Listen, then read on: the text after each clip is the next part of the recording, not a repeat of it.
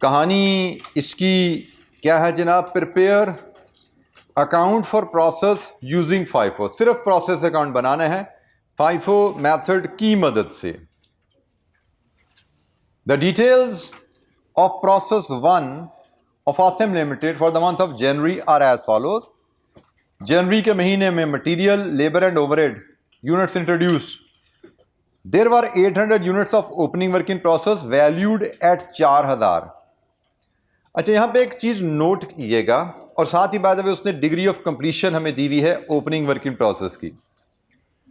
यहां पे मैं एक आपको सिर्फ तवज्जो दिला रहा हूं, मे भी एग्जाम पॉइंट ऑफ व्यू से इसकी बहुत अहमियत नहीं है, लेकिन आपके नॉलेज के लिए कहीं ना कहीं इसकी कोई जरूरत शायद कभी आपको पड़ जाए।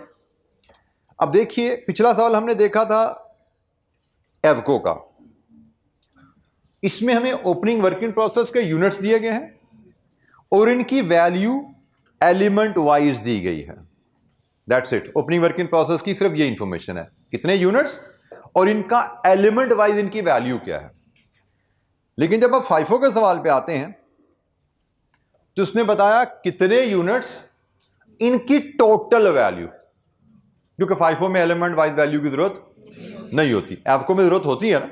हमने मटीरियल की वैल्यू मटीरियल में डालनी है, कन्वर्जन की कन्वर्जन में डालनी है। यहां पे ऐसी वैल्यू की हमें जरूरत ही नहीं होती, लेकिन यहां पे ये चाहिए होता है जिसकी हमें एवको में जरूरत नहीं थी। ओपनिंग वर्क इन प्रोसेस की स्टेज ऑफ कंप्लीशन, इसकी जरूरत हमें एवको में नहीं होती, क्योंकि हमें एवको में ये जानने की जरूरत नहीं है कि ओपनिंग वर्क इन प्रोसेस में पहले कितना काम हुआ था, अब कितना काम हुआ। वहां पे हमें ऐसी परसेंटेज की जरूरत पिछले सवाल में जरूरत ही नहीं पड़ी, नहीं थी, आपने नोट नहीं किया। लेकिन वो पिछला सवाल हम चाहे कि फाइफो से करें तो नहीं कर सकते, ये सवाल हम चाहें कि एवको से करें नहीं कर सकते। ये सवाल हम एवको से इसलिए नहीं कर सकते कि ओपनिंग वैल्यू का ब्रेकअप अवेलेबल नहीं है। पिछला सवाल हम फाइफो से इसलिए नहीं कर सकते कि ओपनिंग वर्क इन प्रोसेस की स्टेज ऑफ कंप्लीशन नहीं है। ठीक है, तो ये सवाल डिजाइन ही ऐसे हुए हैं कि ये सवाल हो ही फाइफो से सकता है और पिछला सवाल हो ही एवको से सकता था। पहले हमारे पास सवाल आते थे, कुछ इलस्ट्रेशन ऐसी थी जिसमें हमें लिखा तो होता था फाइफो से करो, लेकिन डाटा ऐसा होता था चाहे तो एवको से भी कर लेते हैं हम।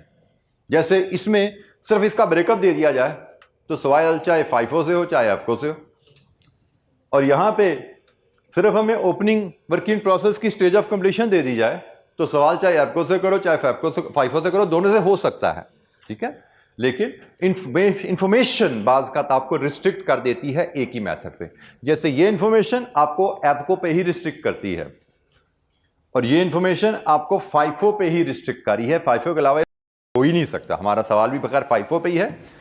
अच्छा जी, आगे चलते हैं। Total 1200 units, total 1200 units were scrap, मतलब this is actual loss, which were 100% complete with respect to material and 80% complete for labor and overhead. Units of closing work in process were 100% complete with respect to material and 70% complete for labor and overheads. Units completed and transferred to the next process were 7900. Normal loss is 8% of total input, और total input की definition opening work in process and units introduced which are scrapped at ₹4 each. लीजिए जी, ये पूरी illustration 37 की कहानी हमारे पास आ गई और हमें इसके लिए सिर्फ प्रोसेस अकाउंट बनाने को कहा गया है। अच्छा जी, ये नोट कर लिया जी, इसकी जरूरत अरेज कर दूं मैं? हमें सिर्फ प्रोसेस अकाउंट बनाना है, तो हम इलस्ट्रेशन 37 में प्रोसेस अकाउंट से अपनी कहानी को शुरू करते हैं।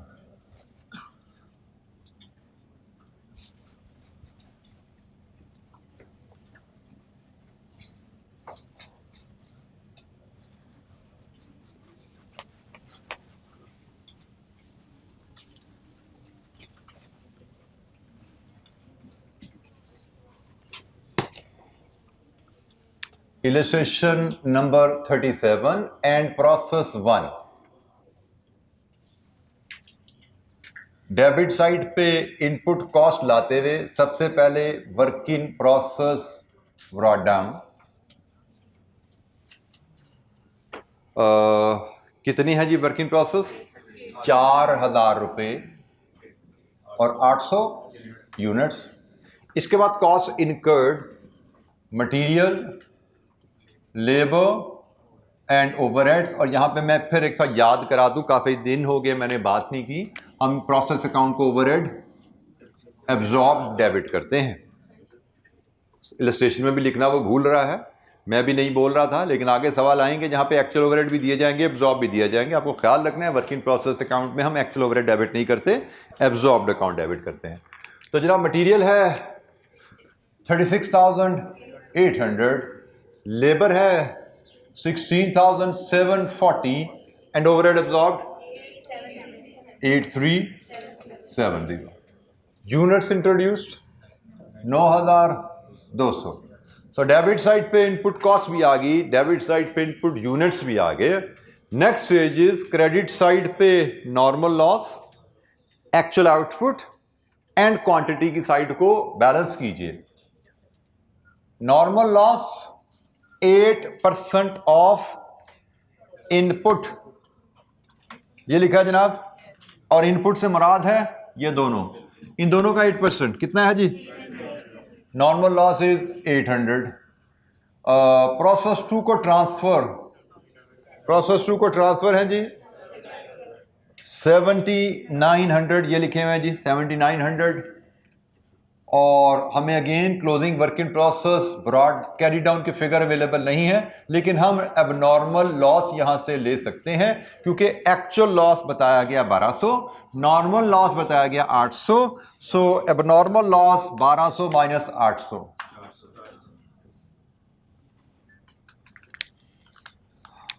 400 लीजिए जी। Again closing work in process balancing figure आ गई, कितनी जी? 900 लीजिए जी 900। और यहां पे हमारी क्वांटिटीज 10,000 पे डेबिट और 10,000 पे क्रेडिट साइड्स मैच हो गई।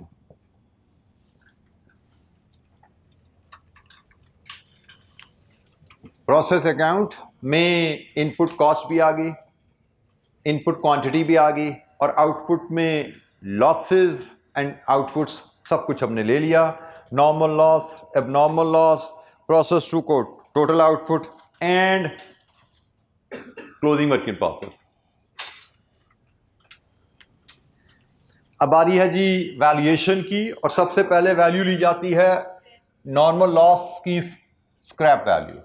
नॉर्मल लॉस की स्क्रैप वैल्यू इज 4 रुपए, 3,200। इसके बाद प्रोसेस 2 को transfer, work in process, closing का, एबनॉर्मल लॉस, इन सबको वैल्यू करेंगे कॉस्ट पे, और वैल्यूएशन के लिए फॉलो करेंगे 3 स्टेप्स।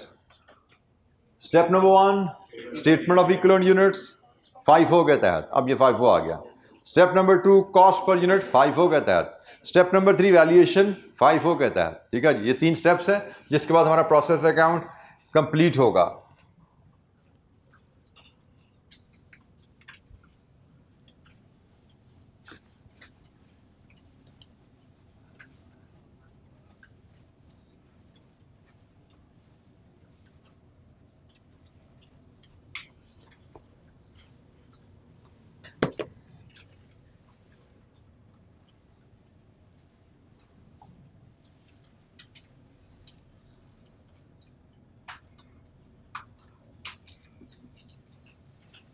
यहाँ पे हम परसेंटेज में जो वैल्यूज लाते हैं, percentage worked in current period लाते हैं, तो मैंने वर्डिंग इसकी बदल दी सिर्फ याद दहानी के लिए। एग्जाम में ज़रूरी नहीं आप ये लिखिए, एग्जाम में परसेंटेज वर्कड भी लिखा तो काफ़ी है, बस ख्याल करना है वर्कड इन करंट पीरियड। ठीक है, हेडिंग इस तरह लिखना ज़रूरी नहीं है, हेडिंग परसेंटेज वर्कड ही काफ़ी थी, लेकिन मैं सिर्फ यहाँ पे याद दहानी के लिए मैं इसको हेडिंग को भी अपडेट कर देता हूँ, ताकि आपको याद हो जाए, आदत पड़ जाए कि हमने चेंजेस कैसे लानी है। अच्छा जी, हमने जो सीखा हुआ है उसके मुताबिक हमारे ट्रांसफर टू प्रोसेस 2 के जो यूनिट्स हैं, इसके 2 हिस्से करेंगे, opening work in process and current production. Total तो ट्रांसफर 7900 हैं, इसमें से 800 ओपनिंग वर्क इन प्रोसेस के हैं, बाकी 7100 करंट प्रोडक्शन के हैं। फिर क्लोजिंग वर्क इन प्रोसेस के 900 यूनिट्स हैं, और फिर एबनॉर्मल लॉस के 400 यूनिट्स हैं। मैं फिर याद करा दूं, अगर कभी एबनॉर्मल गेन आ जाए तो फिगर यहाँ पे माइनस नेगेटिव फिगर आ जाती है, पूरे इक्विवेलेंट यूनिट शेड्यूल में अब नॉर्मल गेन की फिगर नेगेटिव होती है। एनीवेज ये लॉस है, पॉजिटिव आ गया। Percentage worked in the current period, opening work in process पे करंट पीरियड में मटेरियल पे काम हुआ 0 और कन्वर्जन पे काम हुआ 40%। करंट प्रोडक्शन तो करंट प्रोडक्शन है, इस पे सारा काम करंट पीरियड में ही हुआ है।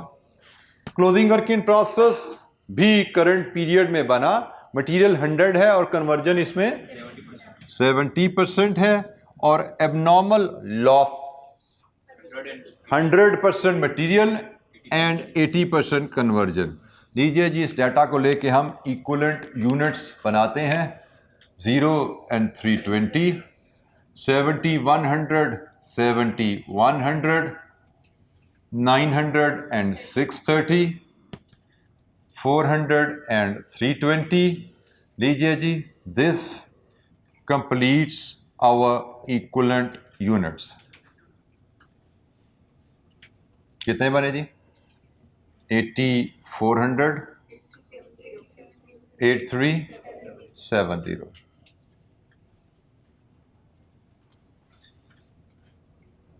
जी, any question? Equivalent unit statement में किसी बच्चे को कोई दिक्कत? इसके बाद हम लाएंगे current period cost only. Current period process cost लेंगे सिर्फ, यहां पे हम ओपनिंग वर्किंग प्रोसेस की कॉस्ट नहीं लाएंगे भाई।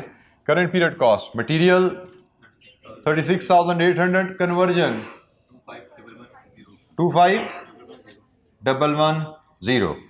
इसमें से लेस करेंगे scrap value of normal loss 3200 है, मटेरियल में से लेस की जाएगी। लीजिए जी, नेट प्रोसेस कॉस्ट 33,600, 25,110। अब लाइए यहां से कॉस्ट पर यूनिट, मटेरियल की 4, कन्वर्जन की 3, एंटर टोटल 7। वैल्यूएशन करके दिए जनाब, फटाफट वैल्यूएशन ख्याल कीजिएगा। FIFO है और FIFO की वजह से वैल्यूएशन हमारी सिर्फ ट्रांसफर टू नेक्स्ट प्रोसेस उसकी बदलती है। क्लोजिंग वर्किंग प्रोसेस और एबनॉर्मल लॉस की वैल्यूएशन की कैलकुलेशन में FIFO F को कोई फर्क नहीं पड़ता, सेम फॉर्मेट रहता है।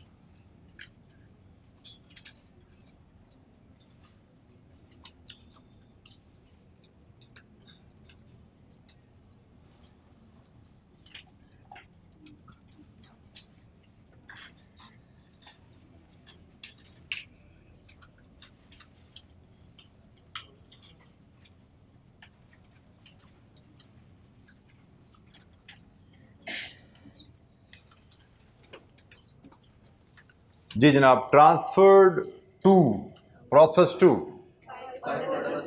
5,660। Closing work in process carry down 5,490। abnormal loss 2,560 and this completes our process account value का टोटल 6,5,910 और ये भी 6,5,910 ही है क्योंकि राउंडिंग ऑफ तो गालबन हुआ नहीं कहीं। लीजिए जी, प्रोसेस अकाउंट अंडर FIFO, इसकी भी रिवीजन हमने कर ली। तो बेसिक असूल जो सारे सीखे हुए थे उनको हमने कंप्रीहेंसिव एग्जाम्पल में FIFO की एग्जाम्पल में अप्लाई किया। एनी क्वेश्चन, कोई बात बेटा समझ नहीं आई पूछिए, किसी कैलकुलेशन पे कोई गाइडेंस हेल्प चाहिए पूछिए।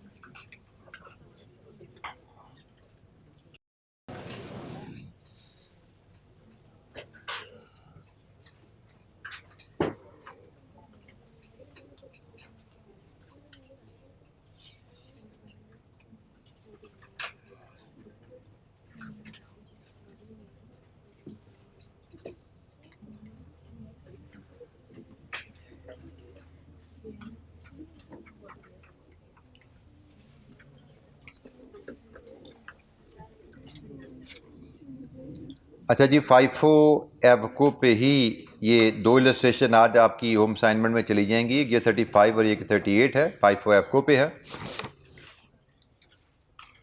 अब हम एक अहम एस्पेक्ट सीखेंगे जिसके बाद हम अब तक की लर्निंग के ऊपर कुछ पास पेपर क्वेश्चंस हैं वो इंशाअल्लाह हम परफॉर्म करेंगे। और जो अहम एस्पेक्ट हमारा रह गया है जिसको मैंने अभी तक डील तो किया लेकिन सिंप्लीफाइड वे में डील किया, जिस तरह एग्जामिनर हमको टेस्ट करता है वो एस्पेक्ट मैंने कैलकुलेट उस तरह आपसे टच नहीं करवाया। But now is the time कि अब हम बाकी सारे वेरिएबल सीख चुके हैं तो ये आखिरी वेरिएबल भी सीख लें जैसे एग्जामिनर हमसे काम करवाता है, और फिर हम एग्जामिनर क्वेश्चन देखेंगे। अच्छा जी, अभी तक हम जो नॉर्मल लॉस यूनिट्स कैलकुलेट करते आए हैं ना, हमें कहा जाता था normal loss as a percentage of input calculate करो, लेकिन practically normal loss units determine किए जाते हैं इंस्पेक्शन के ऊपर। नॉर्मल लॉस यूनिट्स इंस्पेक्शन पे डिटरमिन किए जाते हैं। तो एग्जामिनर हमेशा हमसे एक्सपेक्ट करेगा कि नॉर्मल लॉस यूनिट्स आप इंस्पेक्टेड यूनिट्स पे कैलकुलेट करें, इंस्पेक्टेड यूनिट का परसेंटेज निकालें। हम अभी तक इनपुट के ऊपर परसेंटेज अप्लाई करते आए हैं, बट जरूरी नहीं कि सारे के सारे इनपुट यूनिट्स इंस्पेक्शन स्टेज तक पहुंचें। एग्जामिनेशन में normal loss units as a percentage जब भी दिए जाएं हमेशा इंस्पेक्टेड यूनिट्स पे अप्लाई किए जाते हैं। Normal loss as a percentage of input का मतलब ये वाली इनपुट इलस्ट्रेशन की हद तक थी, कहानी खत्म होगी। अब हम एग्जाम लेवल नॉलेज ले रहे हैं, और वो नॉलेज क्या है कि नॉर्मल लॉस हमेशा इंस्पेक्टेड यूनिट्स पे कैलकुलेट किए जाते हैं। एग्जामिनेशन की लैंग्वेज में normal loss as a percentage of input का मतलब ही normal loss as a percentage of inspected है। अब इनपुट के वर्ड से आपने कंफ्यूज नहीं होना। हमेशा क्वेश्चन में जब भी नॉर्मल लॉस के कॉन्टेक्स्ट में इनपुट का वर्ड यूज किया जाएगा, इनपुट का मतलब इंस्पेक्शन है। इंस्पेक्शन में कितने यूनिट्स आए, इंस्पेक्शन में कितने यूनिट्स पहुंचे। तो उसके लिए हमारे पास बड़ी सिंपल सी एक इक्वेशन हमने आसानी के लिए बना ली है, और ये इक्वेशन मैं आपको एलैबोरेट कर दूंगा, बल्कि मैं पहले इलस्ट्रेशन पे आता हूं, फिर मैं ये क्वेश्चन आपको बाद में एलैबोरेट करता हूं। इलस्ट्रेशन 39 पे आइए जरा। इलस्ट्रेशन 39,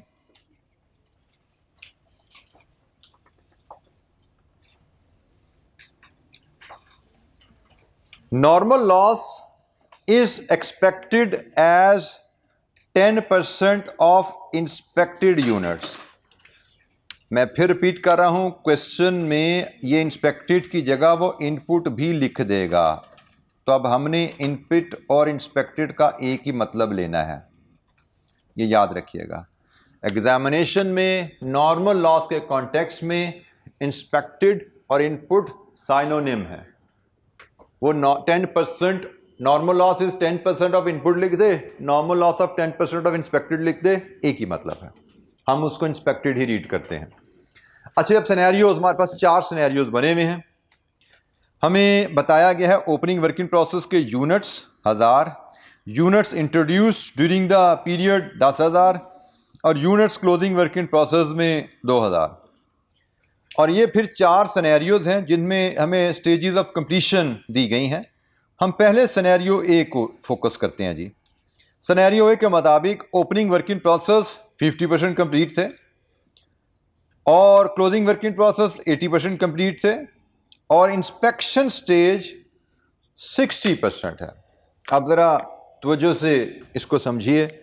पहले मैं इसको लॉजिकली एक्सप्लेन कर देता हूँ आपको इस सिनेरियो को, उसके बाद हम इस को एक फार्मूले की मदद से मेमोराइज करके सिंप्लीफाई कर लेंगे। पहले लॉजिकली चीज़ों को समझना है, फिर हमने अगर कोई रट्टा लगाना है, याद रखनी है चीज़ें, तो वो नेक्स्ट स्टेज है। हमने चीज़ों को समझे बगैर रट्टा नहीं लगाना, क्योंकि समझे बगैर अगर चीज़ें याद कर लेंगे, मेमोराइज कर लेंगे, तो वेरिएशन जहाँ पे आई वहाँ पे आप सवाल में फंस जाएंगे। देखा हुआ सवाल आ जाए तो कोई दिक्कत नहीं होगी, वेरिएशन आएगी फंस जाओगे। अच्छा जी, हम सिनेरियो ए को समझते हैं। ये कहानी है किसी एक पीरियड की और किसी एक प्रोसेस की। प्रोसेस यहां से स्टार्ट होता है 0 कह लीजिए और यहां पे एंड होता है 100% कह लीजिए। हम सिनेरियो ए की बात कर रहे हैं और इंस्पेक्शन होती है जब प्रोडक्शन पहुंचती है 60% पे। This is inspection stage. मतलब आप यहां से यूनिट फीड करते हैं और मशीन का पहिया चला देते हैं। इधर से इनपुट फीड करते हैं, मशीन का पहिया चला देते हैं। जब प्रोडक्शन प्रोसेस कंप्लीट होकर यहां तक पहुंचती है, इंस्पेक्शन होती है। इंस्पेक्शन में डैमेज यूनिट्स, इफेक्टिव यूनिट्स अलहदा हो गए और बाकी यूनिट्स को एंड तक ले गए। तो this is how normal production process operates. अब इन बिटवीन कहीं पीरियड एंड आ जाता है, तो जहां पे पीरियड एंड आता है वहीं पे मशीन रोकी जाती है और यूनिट्स की पिक्चर ले ली जाती है। भाई कितने यूनिट्स कहां पे हैं, कितने कंप्लीट हैं, कितने इन प्रोसेस हैं, ऐसा ही है ना। तो जैसे सिनेरियो ए की बात करें, जब सिनेरियो ए में हमने महीना शुरू करना था, अब ये प्रोसेस का स्टार्ट है और एक पीरियड का स्टार्ट भी होता है ना भाई।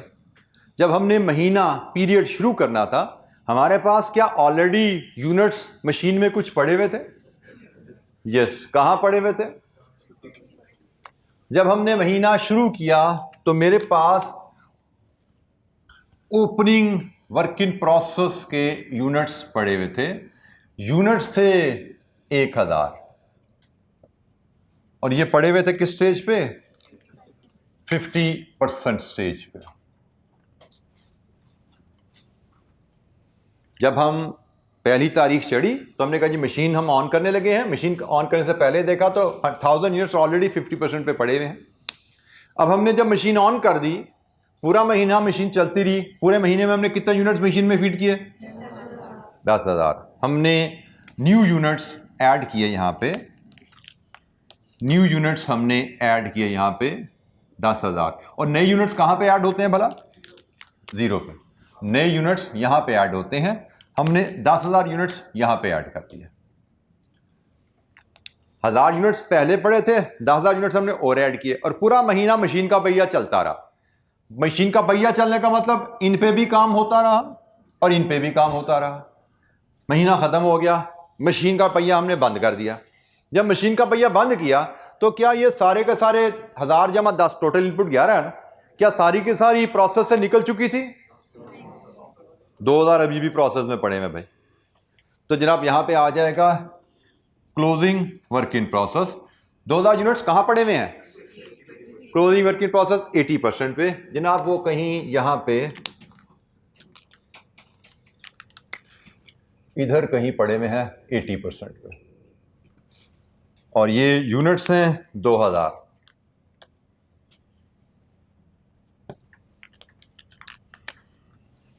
अच्छा जी, अब जरा ये कहानी समझ आ गई कि पूरे महीने में हुआ क्या, कहां से महीना शुरू हुआ और कहां पे महीना खत्म हुआ। अब हमने देखना है कि इस महीने में हमारे कितने यूनिट्स इंस्पेक्ट हुए। तो इंस्पेक्शन हमारी इधी इनपुट में से ही हुई होगी ना। अब इस पूरे महीने में मैंने काम क्या किया है?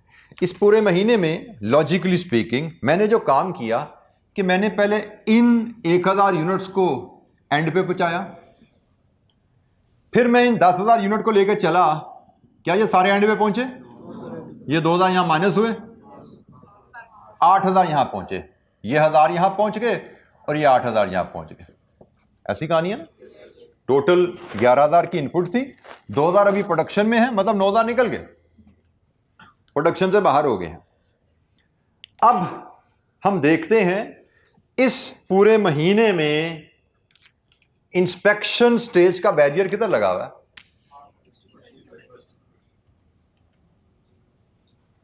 इस इंस्पेक्शन स्टेज के बैरियर से पूरे महीने में मेरे कितने यूनिट्स गुजरे? इस बैरियर से, यहां से प्रोडक्शन शुरू हो रही है, यहां पे खत्म हो रही है, इस बैरियर से इस महीने में कितने यूनिट गुजरे? 11,000, 1000 जमा 10, ऐसा ही है जी। ये सारे के सारे यूनिट इस बैरियर से गुजरे हैं, क्योंकि जब क्लोजिंग वर्क इन प्रोसेस भी है ना, वो इंस्पेक्शन के बाद रुका है आके, इंस्पेक्शन से ये भी गुजर चुके हैं। तो इंस्पेक्टेड यूनिट्स कितने हमारे? 11,000। और लॉस कितना है हमारा? नॉर्मल लॉस उसने कहा 10% ऑफ इंस्पेक्टेड यूनिट्स। ठीक है जी, 11,000 का 10% 1100। ये है सिनेरियो नंबर 1। मैंने आपको डायग्राम से समझा दिया कि ये यूनिट्स भी इंस्पेक्ट हुए हैं, ये भी सारे के सारे इंस्पेक्ट हो गए। सिनेरियो नंबर 1, ये पार्ट ए को मैंने डायग्राम से आपको एक्सप्लेन किया। हमने यहां से डिटरमिन किया इंस्पेक्टेड यूनिट्स सिनेरियो ए में हमारे हैं 11,000 और नॉर्मल लॉस हमारा 10% के हिसाब से 1100। ये सिनेरियो ए हमारा एक्सप्लेन हो गया। और अगर अब मैं सिनेरियो ए को इस इक्वेशन से हैंडल करूं, इंस्पेक्टेड यूनिट्स, तो जरा देखिए जरा, पहली आइटम क्या है? Opening work in process inspected in the current period. क्या ये ओपनिंग वर्क इन प्रोसेस के यूनिट्स करंट पीरियड में इंस्पेक्ट हुए हैं?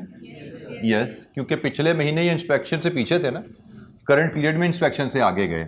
तो हमने कहा जी inspected units, yes 1000 current period में इंस्पेक्ट हुए, plus units introduced 10,000 minus closing work in process not inspected. क्या ये नॉट इंस्पेक्टेड है? ये तो इंस्पेक्टेड है, हमने तो नॉट इंस्पेक्टेड होते तो माइनस करना था। लीजिए ये 11,000 ऐसे आए। Opening work in process inspected during the current month, units introduced minus closing work in process not inspected. तो भाई मेरे क्लोजिंग वर्क इन प्रोसेस तो इंस्पेक्टेड है और मेरे ओपनिंग वर्क इन प्रोसेस भी इंस्पेक्टेड थे। यहां पे सिनेरियो बी पे आओ जरा। Scenario B, opening work in process, मैं यहां पे सिनेरियो बी की डायग्राम, यही कहानी दोबारा रिपीट करते हैं। ओपनिंग वर्क इन प्रोसेस कितने यूनिट किस स्टेज पे? 1000 यूनिट्स 50% पे हैं। यूनिट्स इंट्रोड्यूस वो तो स्टार्ट से ही आएंगे, न्यू यूनिट्स तो स्टार्ट से ही आएंगे 10,000, और क्लोजिंग वर्क इन प्रोसेस 40% पे पड़े में कितने? 2000। जनाब ये आपका इधर है, ये आपका इधर है, और 40% कहीं यहां पे पड़े हुए हैं 2000 यूनिट्स। 2000 यूनिट्स ही हैं, लेकिन अब वो पड़े हुए हैं इधर, यहां पे पड़े हुए हैं 40% पे। अब जरा देखो, अब इस केस में महीना शुरू हुआ यहां पे थे, ये डाले यूनिट, खत्म हुआ यहां पे पड़े हुए, बाकी सब निकल गए। इसका मतलब ये भी गुजर गए, ये सारे के सारे गुजरे आगे, यहीं पे 2 माइनस हो गए भाई। इंस्पेक्शन से सारे नहीं गुजरे, इंस्पेक्शन से गुजरे सिर्फ 8। तो ये इक्वेशन में आओ, इक्वेशन में यही चीज आपको कैसे इनकॉर्पोरेट होती है? Opening work in process inspected during current period, yes 1000, units introduced 10,000 minus closing work in process not inspected, ये इंस्पेक्ट नहीं हुआ 2000। तो जनाब हमारे यूनिट्स इंस्पेक्टेड कितने हुए? 9,000, और नॉर्मल लॉस हुआ 900। ये मैंने दूसरा को भी डायग्राम के तौर पे आपको बता दिया। तीसरा केस जरा मैं डायग्राम के बगैर हल करने की कोशिश करूं जरा। 1000 यूनिट्स 70%। अब तोजो से ये मेरी इक्वेशन सामने रखो जरा। 70% पे ओपनिंग वर्क इन प्रोसेस खड़ा हुआ है, इंस्पेक्शन होती है 60% पे। क्या opening work in process current period में इंस्पेक्ट हुए? ये तो पिछले महीने इंस्पेक्शन हो गई थी, यहां पे आया 0। लिखते जाओ equation 0। Opening work in process inspected in current period 0। Scenario C की बात हो रही है। इंट्रोड्यूस वो तो 10,000 ही है, वो तो 10,000 ही है। Closing work in process 40%। क्या ये closing work in process current period में इंस्पेक्ट हुए? नो। माइनस कर दो, minus closing work in process not inspected. So 0 plus 10,000 minus 2,000 कितने बने? 8,000। 8,000 का 10% 800। यूनिट्स यही हैं, लेकिन स्टेजेस ऑफ कंप्लीशन बदल रही हैं, उससे हमारी वर्किंग बदलती जा रही है। चौथा केस पे आओ जरा। क्या opening work in process 70% current period में इंस्पेक्ट हुआ? नो। यूनिट्स डाल दो 10,000। क्लोजिंग वर्क इन प्रोसेस क्या करंट पीरियड में इंस्पेक्ट हुआ? यस। तो इसका मतलब लेस कुछ नहीं करना, 0 प्लस 10,000 माइनस 0। 10,000 inspection, loss 1,000। ठीक हो गया। तो ये जनाब हमारी कहानी है, और मैं इस कहानी को एक फॉर्मेट में, डायग्राम में तो आपको दी, मैं एक फॉर्मेट में अगर आपके सामने प्रेजेंट कर दूं,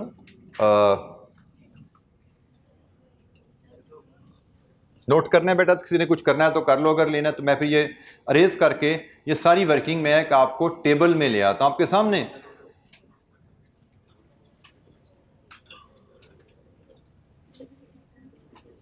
ताकि उसी टेबल के फॉर्मेट पे फिर हम इलस्ट्रेशन 40 हल करेंगे। मैं आपको इलस्ट्रेशन 39 फॉर्मेट टेबल पे ले आता हूं, फिर इलस्ट्रेशन 40 हम उसी फॉर्मेट पे टेबल पे हल कर देते हैं। और बेसिकली वो इक्वेशन है जो हमने अप्लाई करनी है, उस इक्वेशन को मैं लाने लगा हूं एक टेबल में, ताकि एक ही टेबल में चारों एग्जाम्पल्स हमारी हल हो जाएंगी। मैं चलें इस पोर्शन को इस तरफ मैं अरेज करता हूं, और इस पोर्शन में मैं इलस्ट्रेशन नंबर 39 के हिसाब से A, B, C and D 4 scenarios हमने इक्वेशन जो बनाई, opening work in process inspected plus units introduced minus closing work in process not inspected. ये इक्वेशन यहां से हमें मिलते हैं इंस्पेक्टेड यूनिट्स, और फिर नॉर्मल लॉस हमारा इनका 10% है। Case number 1, opening work in process हमारा प्रोसेस ए में इंस्पेक्ट हुआ, यूनिट्स इंट्रोड्यूस 10,000 हैं, और not inspected closing work in process 0 है यहां पे, तो 11,000, normal loss 1100। Part B, opening work in process हमारा करंट पीरियड में इंस्पेक्ट हुआ, यूनिट्स इंट्रोड्यूस 10,000 हैं, और क्लोजिंग वर्क इन प्रोसेस हमारा इंस्पेक्शन स्टेज से पीछे है, ये इंस्पेक्ट नहीं हुआ, तो यूनिट्स इंस्पेक्टेड 9,000 हैं और ये 900 हो गया। तीसरा case, opening work in process हमारा करंट पीरियड में इंस्पेक्ट नहीं हुआ, यूनिट्स इंट्रोड्यूस 10,000 ही हैं, और क्लोजिंग वर्क इन प्रोसेस भी करंट पीरियड में इंस्पेक्ट नहीं हुआ, यूनिट्स इंस्पेक्टेड 8,000 और ये 800। चौथा case, opening work in process current period में इंस्पेक्ट नहीं हुआ, यूनिट्स इंट्रोड्यूस 10,000 ही हैं, और closing work in process current period में इंस्पेक्ट हो गया, नॉट इंस्पेक्टेड 0 है, 10,000 और ये 1,000। अब देख लीजिए, opening work in process, units introduce, closing work in process, सारे नंबर सेम है, लेकिन इंस्पेक्शंस, ये स्टेज ऑफ कंप्लीशन बदलने से नॉर्मल लॉस हर सिनेरियो में फर्क है। अगर हमें क्वेश्चन में इंस्पेक्शन स्टेज गिवन है प्रोसेस के दरमियान में, तो हम इंस्पेक्टेड यूनिट्स इस इक्वेशन की मदद से बनाते हैं। मैंने वो इक्वेशन को टेबल में डाला, और उस टेबल में चारों पार्ट्स हल करके, चारों पार्ट्स का नॉर्मल लॉस कैलकुलेट करके आपसे शेयर किया। अब ज़रा यही बात इलस्ट्रेशन 40 पे अप्लाई करने की कोशिश कीजिए, और जहां दिक्कत होगी मैं आपको हेल्प करूंगा। और मैंने बता दिया, रिपीट कर रहा हूं बेटा, एग्जाम में हर सवाल अब ऐसे ही होना है। हर सवाल का नॉर्मल लॉस यूनिट्स हम ऐसे ही मेजर किया करेंगे। ये तो समझो ना, 4 ये सिनेरियो 8 सिनेरियो तो आपके सामने एक्टिविटीज के तौर पे आ गए। एग्जाम में क्वेश्चन इन्हीं सिनेरियोज पे बेस होगा। इंस्पेक्टेड यूनिट्स का परसेंटेज ही लॉस आएगा। इलस्ट्रेशन 40 क्लास एक्टिविटी है। इसी तरह टेबल बनाइए, इक्वेशन लिखिए और उसको सॉल्व कीजिए।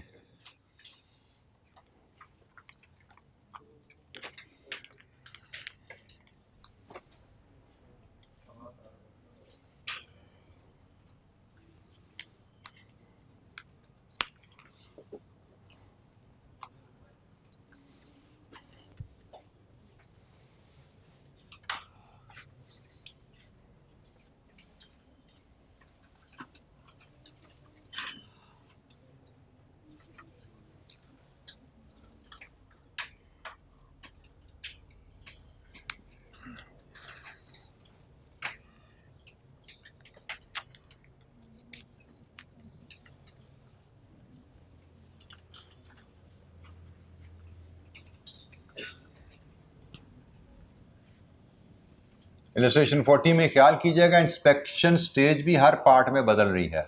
इलस्ट्रेशन 39 में इंस्पेक्शन स्टेज 60% पे लॉक थी। इलस्ट्रेशन 40 में इंस्पेक्शन स्टेज भी हर पार्ट की बदलेगी।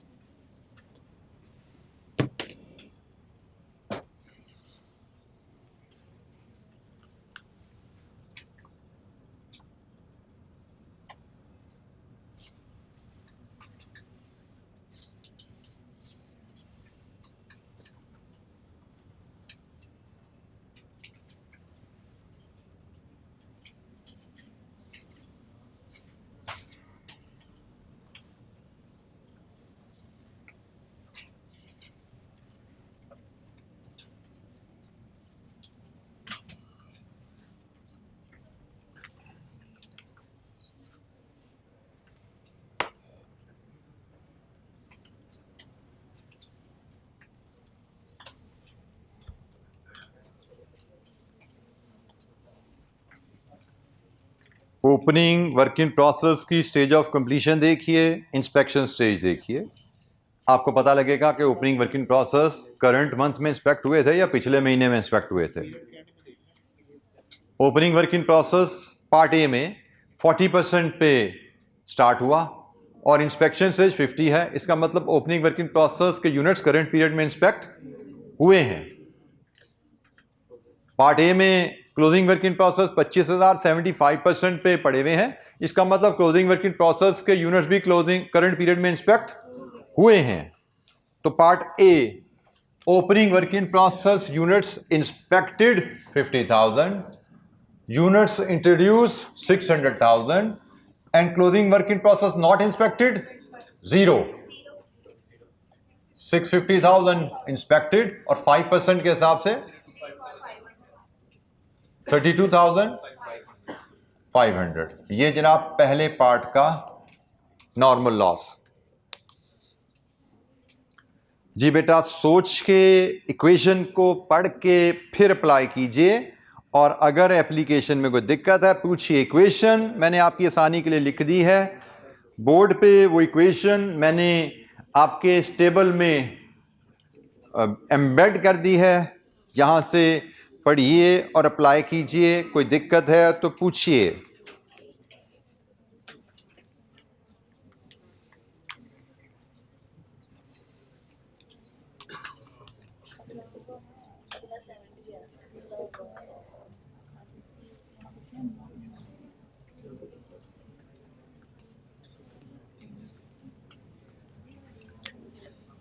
Part B, opening work in process 60% पे और इंस्पेक्शन 75 पे। इसका मतलब opening work in process current period में इंस्पेक्ट हुआ, यूनिट्स एडिड 6 लाख, और क्लोजिंग वर्क इन प्रोसेस 70% पे, इंस्पेक्शन 75 पे। इसका मतलब closing work in process inspect नहीं हुआ, माइनस कर दोगे 625,000 31250। पार्ट बी,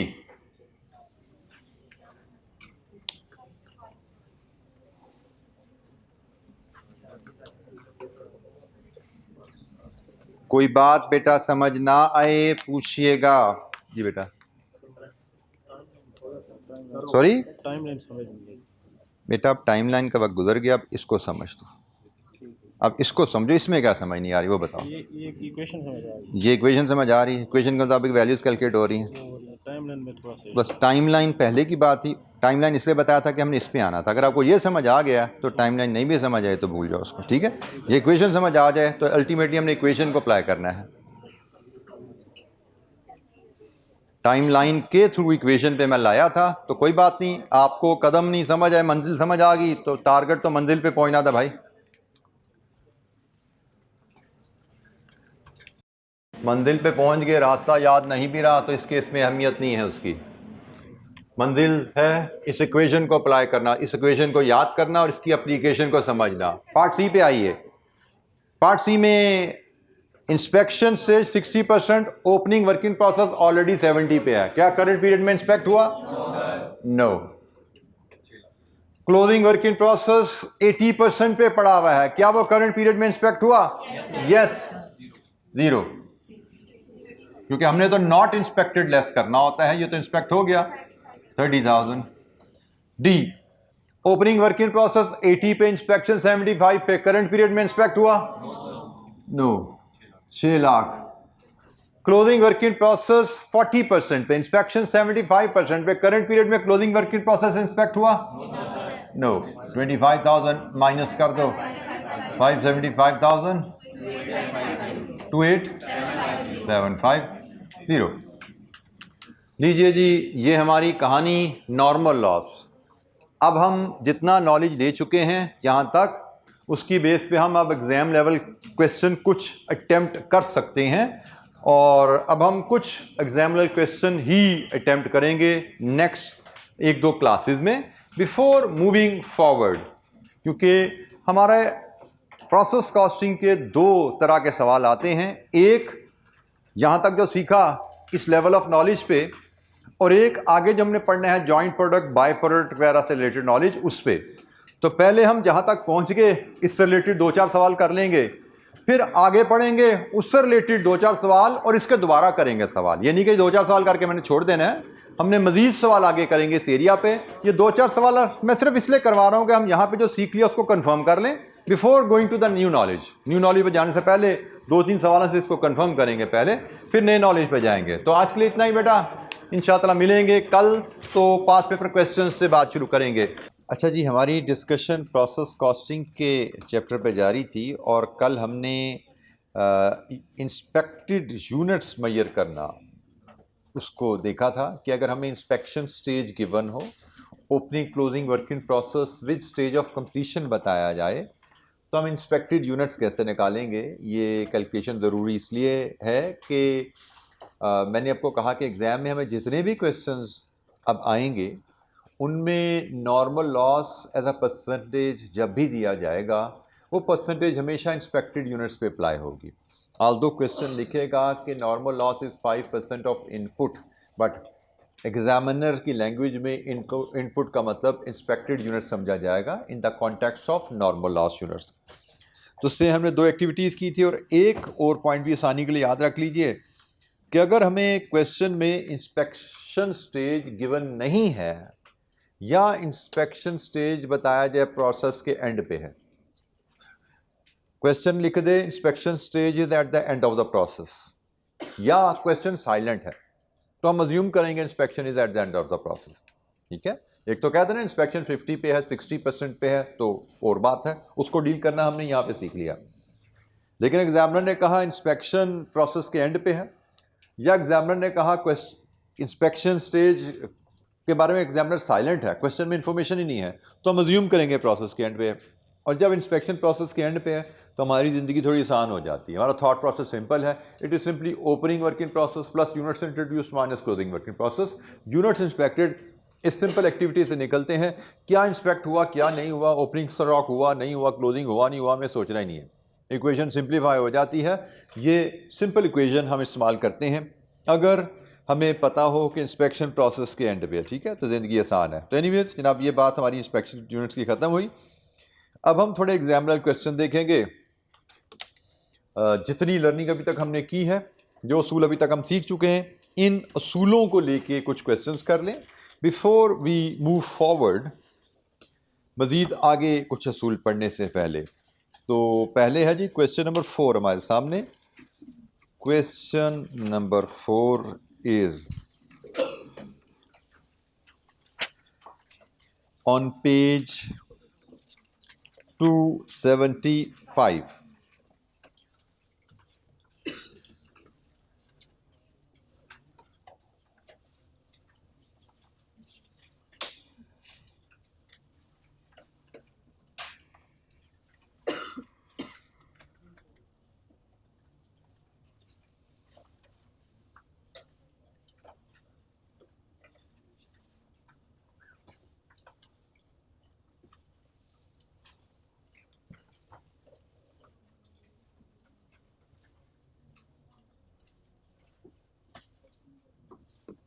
अच्छा, क्वेश्चन है हॉर्नबिल का। ये काफ़ी पुरानी किसी स्कीम से बिलोंग करता है। इन जनरल क्वेश्चन तो स्ट्रेट फॉरवर्ड है, सिर्फ इसमें कोई एक चीज़ शायद नहीं है, और इस मकसद को, इस क्वेश्चन को पिक करने का मकसद सिर्फ ये है कि भाई नई चीज़ का मतलब, जो मैं बार बार समझाता हूँ, इम्पॉसिबल नहीं है। नई चीज़ का मतलब थोड़ा सा एक लम्हा सोचो, and you should come up with some plan कि how to deal with it. तो इसकी रिक्वायरमेंट है जी, prepare following for department B for the month. क्या क्या बनाना है जी? Statement of equivalent units, statement showing cost per equivalent units, statement showing evaluation, evaluation कह लो या एवैल्यूएशन कह लो, एक ही बात है, एंड प्रोसेस अकाउंट। अच्छा, बेसिकली अगर हम अपनी डिस्कशन को याद करें तो हम प्रोसेस अकाउंट जब बनाते हैं तो ये सारी उसकी वर्किंग्स में आ जाता है ना। तो यहाँ पे तो एज पार्ट्स 4 हमें कहा गया है, लेकिन हम सबसे पहले पार्ट डी कर लेंगे। हमने सिर्फ पेपर की टॉप पे लिखना है कि question 4 part D, question 4 part A B C. तो पार्ट ए बी सी हम बाद में करते हैं, हम पार्ट डी पहले बनाते हैं, क्योंकि ये पार्ट तो हम उसकी वर्किंग में कर लेंगे। तो सीक्वेंस मैटर नहीं करता, आपको पता है एग्जामिनेशन में क्वेश्चन आप अपनी मर्जी के सीक्वेंस से कर सकते हैं, पार्ट्स अपनी मर्जी के सीक्वेंस से कर सकते हैं। सिर्फ चैप्टर पेज की टॉप पे बताना ज़रूरी है कि ये सवाल और पार्ट कौन सा है। तो हम पहले शुरू करेंगे पार्ट डी से, प्रोसेस अकाउंट से, और ए बी सी उसकी वर्किंग में आ जाएगा। तो पहले सवाल पढ़ लेते हैं, फिर देखते हैं जी क्या जनाब इसमें आ रही है नई चीज़। Hornbill Limited HL produces certain chemicals for textile industry. The company has 3 production departments. All materials are introduced at the beginning of the process in department A and subsequently transferred to department B. Any loss in department B is considered as normal. Department B की कहानी हमें दी गई है, department B का ही process account हमें बनाना है, और वो कह रहा है डिपार्टमेंट बी में जो भी लॉस होगा वो नॉर्मल समझा जाएगा। मतलब एबनॉर्मल लॉस का क्वेश्चन यहाँ पे है ही नहीं, एबनॉर्मल गेन है, जो लॉस है वो नॉर्मल है। ओपनिंग वर्किंग प्रोसेस यहाँ पे नहीं है, इसका मतलब 5 को एफ को वाला क्वेश्चन भी, इशू भी यहाँ नहीं आने वाला। क्लोजिंग वर्किंग प्रोसेस है, यूनिट्स ट्रांसफर्ड फ्रॉम ए है, यूनिट्स ट्रांसफर्ड टू सी है, लेबर कॉस्ट है, फैक्ट्री ओवरहेड्स है। Material from process A were transferred at a cost of 1.8। ये जो ए से मटेरियल ट्रांसफ़र हुआ है इसकी कॉस्ट की बात हो रही है। Degree of completion of work in process in terms of cost originating in department B was as follows. Work in process के 50% यूनिट्स की degree of completion in respect of cost incurred in department B 40%, 20% work in process की completion 30%, 30% units of work in process की completion 24.5%, और हमें department B के लिए कुछ working बनाने को कहा जा रहा है। तो वाहिद नई चीज़ इसमें सिर्फ यही है कि हमारे क्लोजिंग वर्क इन प्रोसेस सारे यूनिट्स एक स्टेज पे नहीं हैं, कुछ 40% कंप्लीट, कुछ 30% और कुछ 24.5%। This is only change. तो इसका इम्पैक्ट, इसकी इम्प्लीकेशन क्या बनेगी हमारे फॉर्मेट में कि हमें वर्क इन प्रोसेस कि टोटल यूनिट के कॉलम में एक वैल्यू नहीं लिखनी, टोटल यूनिट के कॉलम में इसके हम 3 हिस्से कर देंगे और हर हिस्से की परसेंटेज अलग-अलग दे देंगे, बस इतनी सी बात है।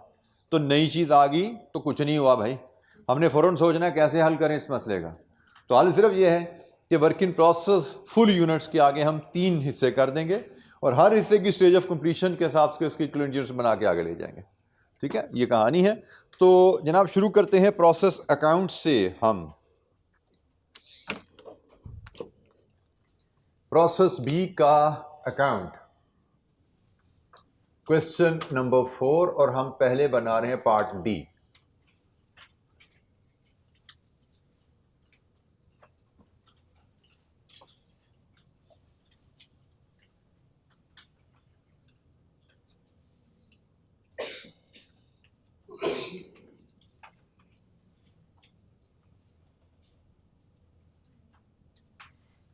डेबिट साइड पे इनपुट कॉस्ट। तो इनपुट कॉस्ट इस प्रोसेस में सबसे पहले प्रोसेस ए से 55,000 यूनिट्स ट्रांसफर हो रहे हैं 1.8 के हिसाब से। कितनी वैल्यू बनी इनकी? 99,000।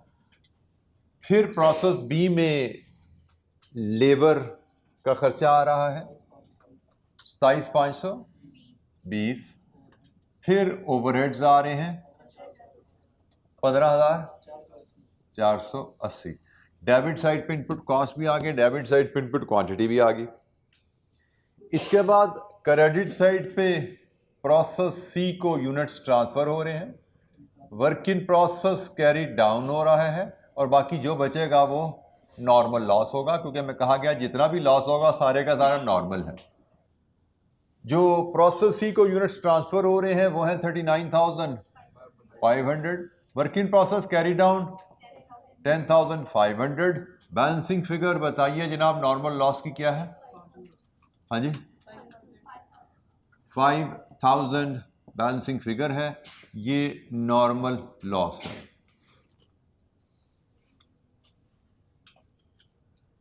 क्या लॉस यूनिट्स सेलेबल है? स्क्रैप वैल्यू का जिक्र है? नो। तो ये तो हो गया भाई 0। अब आगे प्रोसेस सी का यूनिट ट्रांसफर हो रहे हैं, उनकी वैल्यू और वर्क इन प्रोसेस जो कैरी डाउन हो रही है उसकी वैल्यू। यहाँ पे कॉस्ट पर यूनिट इनकी और इनकी फ़र्क है, क्योंकि ये कंप्लीट यूनिट्स, ये पार्शली कंप्लीट यूनिट्स, और पार्शली कंप्लीट यूनिट्स में मटेरियल पूरा डाला हुआ है, क्योंकि मटेरियल तो प्रोसेस ए से आ रहा है। ठीक है, वो तो पूरा डाला हुआ है और कन्वर्जन की स्टेज हमें अलहदा से गिवन है। तो यहाँ से अब कहानी शुरू होगी पार्ट ए की, बी की और सी की। तो part A, statement of equivalent units. Elements of cost तो है 3, मटेरियल, लेबर एंड ओवरहेड्स, लेकिन इनकी स्टेज ऑफ कंप्लीशन सेम है। तो हम 2 एलिमेंट्स ऑफ कॉस्ट बना लेंगे, 2 कॉलम इक्विवेलेंट यूनिट्स के बना लेंगे, एक मटेरियल और एक कन्वर्जन का, percentage full units, output full units, percentage worked, equivalent units, material and conversion. Transfer to process C 39,500। Closing work in process, total तो 10,500 है जैसे हमने बात की थी। इसके हम करेंगे 3 हिस्से, क्योंकि सारे यूनिट्स एक स्टेज पे नहीं हैं, डिफरेंट स्टेजेस पे हैं। तो क्लोजिंग वर्क इन प्रोसेस के 3 हिस्से होंगे, 50%, 20% एंड 30%। ये क्लोजिंग वर्क इन प्रोसेस के 3 हिस्से हैं। तो 10,500 का 50% 5,250, इसका 20% 2,100 और इसका 30% 3,150। ये हमारे क्लोजिंग वर्क इन प्रोसेस के 10,500 यूनिट्स हैं। That's it. आगे सवाल तो बिल्कुल ही स्ट्रेट फॉरवर्ड सिंपल था। इक्वलेंट यूनिट्स बनाने हैं तो ट्रांसफ़र टू प्रोसेस सी, ये हर लिहाज से complete, 100 material 100 conversion. Closing work in process in units में मटेरियल 100 कन्वर्जन 40%, इन यूनिट्स में मटेरियल 100 कन्वर्जन 30%, और इन यूनिट्स में भी मटेरियल 100 कन्वर्जन 24.5। लीजिए जी इक्वलेंट यूनिट्स बनाएं। 39,500 5250 और इसका 40% 2100 एंड 30% 630 3150 और इसका 24.5% 772। लीजिए जी यहाँ पे एक फिर ज़रा सब टोटल लगा लेते हैं वर्क इन प्रोसेस का। ये कितना है जी? 1 2 3 का सम वर्क इन प्रोसेस के इक्वलेंट यूनिट्स। मटेरियल में 10,500 और इनका सम 3502। लीजिए जी टोटल हमारे इक्वलेंट यूनिट्स यहाँ से आ जाएंगे। Transferred out closing work in process 50,000, यहाँ से भी transferred out closing work in process कितना बना ये 43,002। लीजिए जी ये हमारे पास इक्वलेंट यूनिट्स स्टेटमेंट आ गई। ये हमारा पार्ट ए का answer, statement of equivalent units.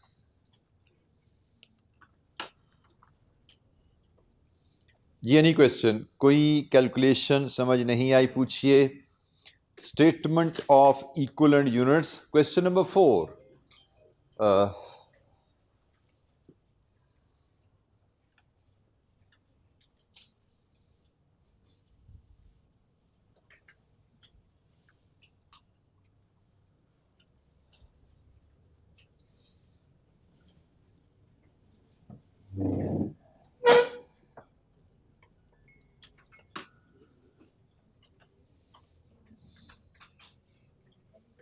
ये नहीं क्वेश्चन, किसी कैलकुलेशन पे बेटा कोई हेल्प चाहिए पूछिए।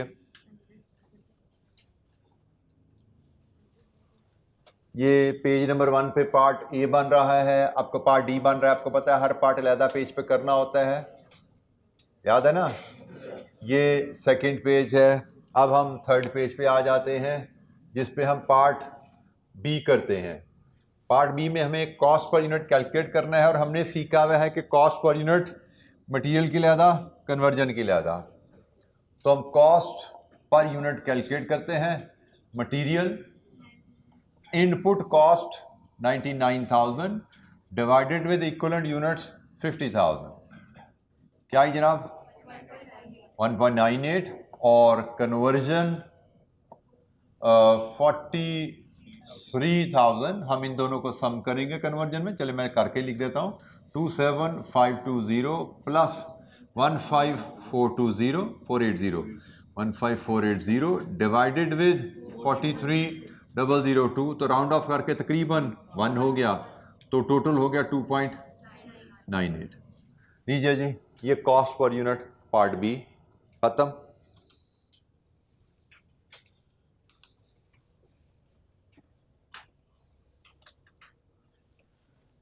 Statement showing cost per equivalent units part B भी हमारा खत्म हो गया यहाँ पे जनाब। नेक्स्ट पेज, पेज नंबर 4 पे आप पार्ट सी होगा। बेशक पेज पे 6 लाइनों में 4 लाइनों में आपकी वर्किंग ख़त्म हो जाए, you have to move to the next page. Working अलहदा पेज पे और हर सवाल का हर पार्ट अलहदा पेज पे, और पेज की टॉप पे आपको पता है कि बॉक्सेस बने हुए हैं हमारे 1 2 3 में भी 4। तो यहाँ पे क्वेश्चन नंबर 4 कर रहे हैं और अब हम इसका पार्ट सी कर रहे हैं। ये हम हर बॉक्स के एंड पे ऊपर हर पेज के ऊपर ऐसे लिखेंगे और फिर फिल करके नीचे आंसर दिया करेंगे।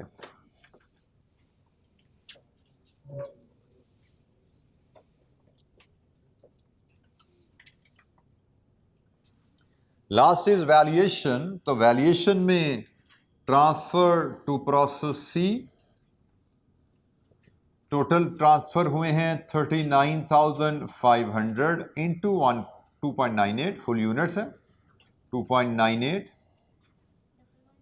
117710 और क्लोजिंग वर्क इन प्रोसेस में मटेरियल के हैं 10,500 यूनिट्स इंटू 1.98 प्लस कन्वर्जन के हैं 3502 इंटू 1, तो टोटल बोलिए जी 24292 दीजिए जी। यहाँ से हम प्रोसेस अकाउंट अपना कंप्लीट करेंगे। ये एक वन ज़्यादा हो गया शायद 117710 एंड 24292 टोटल कीजिए इस साइड का 14202 और this is 142,000 I believe.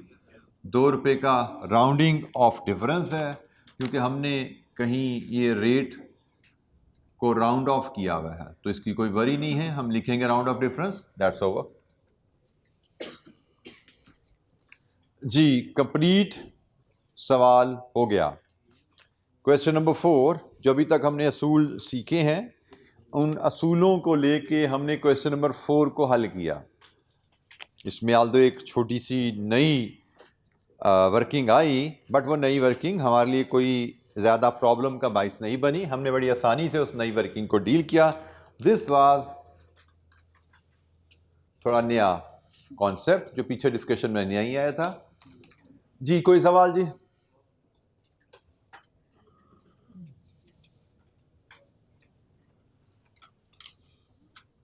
Question number 4,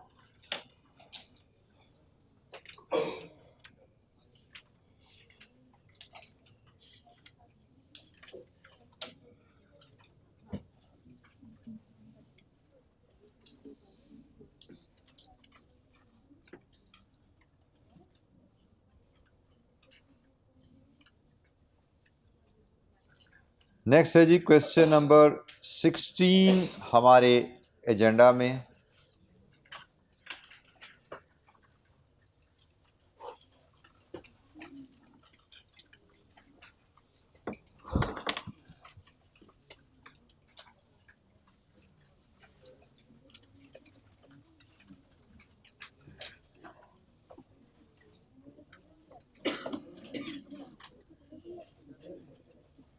question number 16 spring 21 का क्वेश्चन 1 है, मेहनत लिमिटेड। इसकी रिक्वायरमेंट हमारी है जी, prepare statement of equivalent units 4 number, compute cost of finish goods, closing work in process and production gain and loss, उनकी value 7 number, prepare journal entries to record production gain and loss of process A for the month. ये काफ़ी regular test होने वाली requirement है, मतलब process account नहीं बनाना। उसने कहा जी इक्विवेलेंट यूनिट स्टेटमेंट बनाओ, वैल्यूएशन करो फिनिश गुड्स की, क्लोजिंग वर्क इन प्रोसेस की, और अगर अबनॉर्मल लॉस या गेन है तो उसकी, क्योंकि gain valuation abnormal gain loss की जाती है। और तीसरा उसने कहा कि गेन और लॉस से रिलेटेड तमाम अकाउंटिंग जर्नल एंट्रीज बताइए। जर्नल एंट्रीज मतलब स्टेटमेंट में डेबिट क्रेडिट 2 कॉलम बना के वो बताने हैं, कोई लेजर अकाउंट नहीं बनाना। ये काफ़ी रेगुलरली टेस्ट होने वाली रिक्वायरमेंट है। No process account, workings and journal entries. तो सवाल पढ़ते हैं और फिर देखते हैं इसमें क्या हमारे लिए कोई चैलेंज है। इंशाअल्लाह मुझे लगता तो नहीं इसमें कोई नई चीज़ हमारे सामने आएगी, but let's see. Mehnat limited manufactures a product KLM। Mehnat limited ML manufactures a product KLM which goes through 2 processes, process A and process B. Following information pertains to process A for the month of February 21. Opening work in process 80% complete, 2000 kgs and 5 million rupees, rupees in thousand है. Material added during the month 18,000 and 36,000. Conversion cost 12 million. Transfer to process B kgs बता दिए. Closing work in process 60% complete, kgs बता दिए. Additional information relating to process A. Cost of opening work in process consisted of 3.6 million of material and 1.4 million for conversion. ये opening work in process की breakup cost का आ गया. Materials are added at the start of the process and conversion costs are incurred evenly throughout the process. Process loss is determined on inspection, which is carried out at 75% in completion. Inspection stage आ गई जनाब. Process loss is at 12% of the input. और यहाँ पे input का मतलब inspected है भाई. यहाँ पे इनपुट का मतलब इंस्पेक्टेड. इसको इंस्पेक्टेड पढ़ो आप. जब भी नॉर्मल लॉस के साथ इनपुट का वर्ड आए, इसका मतलब आप इंस्पेक्टेड इसको रीड करोगे. तो which is sold as scrap at 400 rupees. Inventory is valued using weighted average method. अच्छा जी, सवाल तो बिल्कुल सीधा सीधा. सिर्फ क्या है कि मैं प्रोसेस अकाउंट बनाने को नहीं कहा गया. तो इसका क्या मतलब हुआ? एक वर्किंग कौन सी बनेगी? Quantity schedule. ठीक है जी. तो हमें पार्ट ए के लिए पहले क्वांटिटी शेड्यूल बनाने हैं, फिर स्टेटमेंट ऑफ इक्विवेलेंट यूनिट्स बनेगी. ठीक है. और जब वो पार्ट बी में वैल्यूएशन कह रहा है, तो वैल्यूएशन के लिए पहले हमें कॉस्ट पर यूनिट बनानी पड़ेगी, फिर वैल्यूएशन होगी. तो पार्ट ए हमारा इक्विवेलेंट यूनिट्स पे खत्म हो जाएगा और quantity schedule and equivalent units, यहाँ पे पार्ट ए खत्म होगा. पार्ट बी के लिए हम फिर पहले कॉस्ट पर यूनिट कैलकुलेट करेंगे और उसके बाद हम वैल्यूएशन करेंगे. ठीक है. और फिर बारी आएगी पार्ट सी की. तो मेरा ख्याल है ये क्वेश्चन आप खुद करने के अहल होने चाहिए. ठीक है. तो ज़रा शुरू कीजिए. जहाँ पे फंसोगे वहाँ पे मैं हेल्प करूँगा आपको. This is your class activity. कोई बात बेटा याद ना हो, समझ ना है, नोट्स किताब आपके पास है, रजिस्टर आपके पास है, फिर भी मसला हल ना हो तो मुझसे पूछिए. ठीक है. असल चीज़ बेटा जो आपको सीखनी है, चीज़ों को सीखने का तरीका, ये भी सीखना है कि अगर कोई चीज़ भूल गई है तो उसको कैसे रिकॉल करना है, क्योंकि बाज़ का हर वक्त आपके पास हेल्प अवेलेबल नहीं होती. और मुझे लगता है कि जो आप खुद अपनी मेहनत से किताब से सीखते हो, किसी दोस्त से मसला पूछ के सीखना वो जल्दी, या टीचर से मसला पूछ के सीखना वो आपके जहन से जल्दी स्लिप हो जाता है, भूल जाते हो. लेकिन आपने जो चीज़ें खुद सीखी होती हैं किताब से पढ़ के टकरे मार के, वो चीज़ें आपको बहुत ज़्यादा अरसा याद रहती हैं.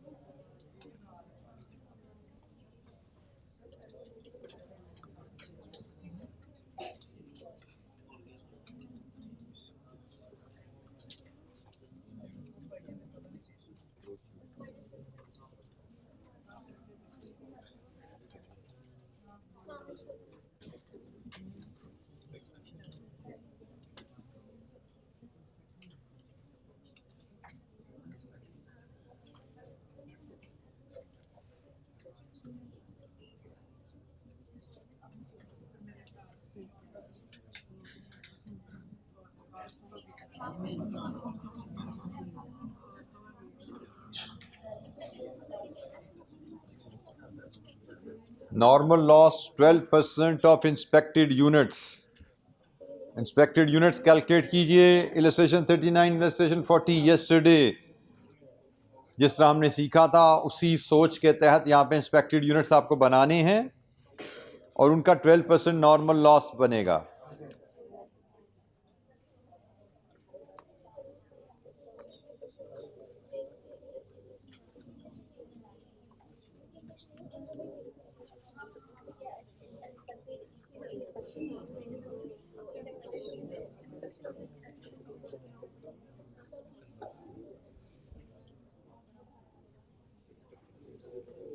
जी बेटा 15,000 आएंगे सर. 15,000 कैसे निकाले आपने? सर ओपनिंग 80% पे है तो इंस्पेक्शन भी 75% पे इसका मतलब करंट पीरियड में क्या इंस्पेक्ट हुए? नहीं हुए सर. नो, बिल्कुल ठीक हो गया. प्लस 18 कर दिया. माइनस क्लोजिंग जो है 50% पे कराई है. इंस्पेक्शन कहाँ पे? 5% पे inspection. बिल्कुल ठीक है. कितना जा रहा है? बिल्कुल मुझे बिल्कुल ठीक लग रही है आपको. सर ये गेन आ रहा है तो गेन आ रहा है तो गेन आ रहा है भाई. टेंशन किस बात की? जी इंस्पेक्टेड यूनिट्स कितने आ रहे हैं? 15,000. और 15,000 इंस्पेक्टेड यूनिट्स आपके बनते हैं. ओपनिंग स्टॉक करंट पीरियड में इंस्पेक्ट नहीं हुआ. यूनिट्स इंट्रोड्यूस्ड 18,000 हैं और क्लोजिंग वर्क इन प्रोसेस के भी सारे यूनिट्स इंस्पेक्ट नहीं हुए तो ये माइनस हो जाएंगे. 15,000 और इसका 12% आपका नॉर्मल लॉस कितना बना? 1800. और यहां से फिर आपका अब नॉर्मल गेन आ रहा है. बैलेंसिंग फिगर आपकी बैलेंसिंग फिगर अब नॉर्मल गेन है कितनी जी? 800. तो ये 20,800 पे आपका क्वांटिटी शेड्यूल टैली हो गया. अब इसके आगे आप इक्विवेलेंट यूनिट शेड्यूल बनाएंगे जो कि पार्ट ए की असल रिक्वायरमेंट थी. तो जनाब चलिए आगे इक्विवेलेंट यूनिट शेड्यूल के लिए. और किसी बच्चे को कोई दिक्कत है तो पूछिए जनाब.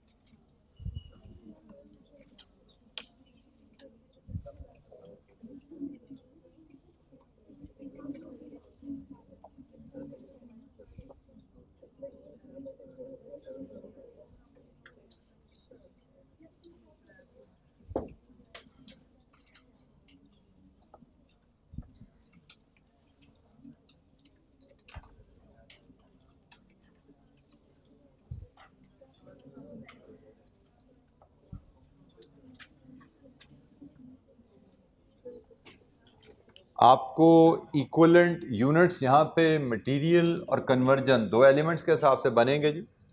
तो बताइए इक्विवेलेंट यूनिट्स क्या आ रहे हैं मटेरियल के और कन्वर्जन के?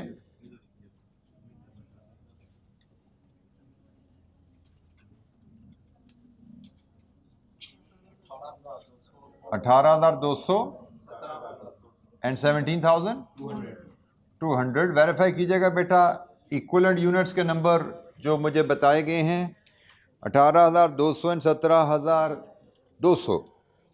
हर बच्चा कैलकुलेट करे और इस पे कमेंट दे कि ये नंबर सीखें. ख्याल कीजिएगा ये एफको मेथड है. Opening work in process with एफको.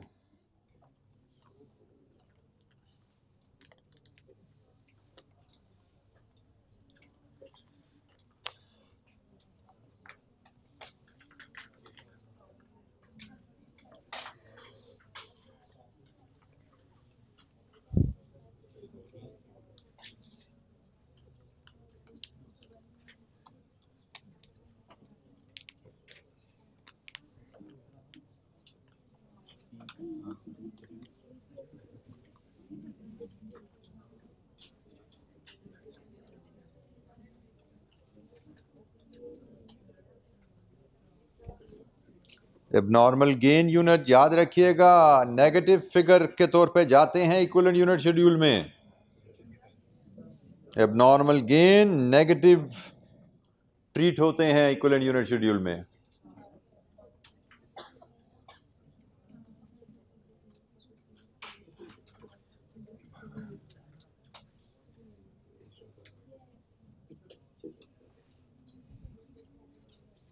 एबनॉर्मल गेन यूनिट्स की परसेंटेज वर्कड इंस्पेक्शन स्टेज से लिंक होती है। मटेरियल 100% और कन्वर्जन कितनी है इनकी 75%। एबनॉर्मल गेन यूनिट की stage of completion material 100 inspection 75।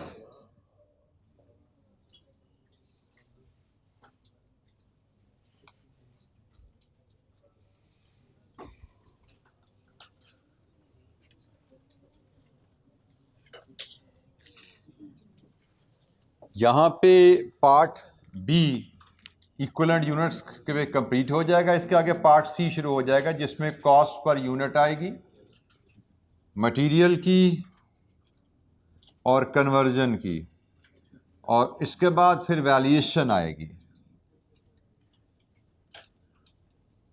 Part B में पहले कॉस्ट पर यूनिट कैलकुलेट करेंगे, फिर हम वैल्यूएशन परफॉर्म करेंगे।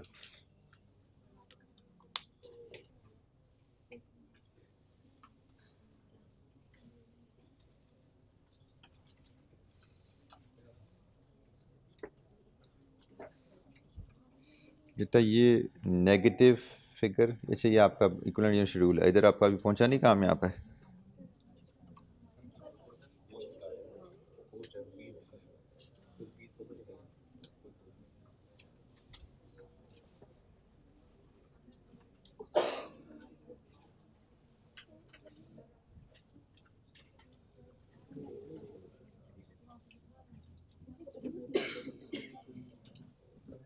किसी कैलकुलेशन पे बेटा को हेल्प चाहिए हो पूछिएगा।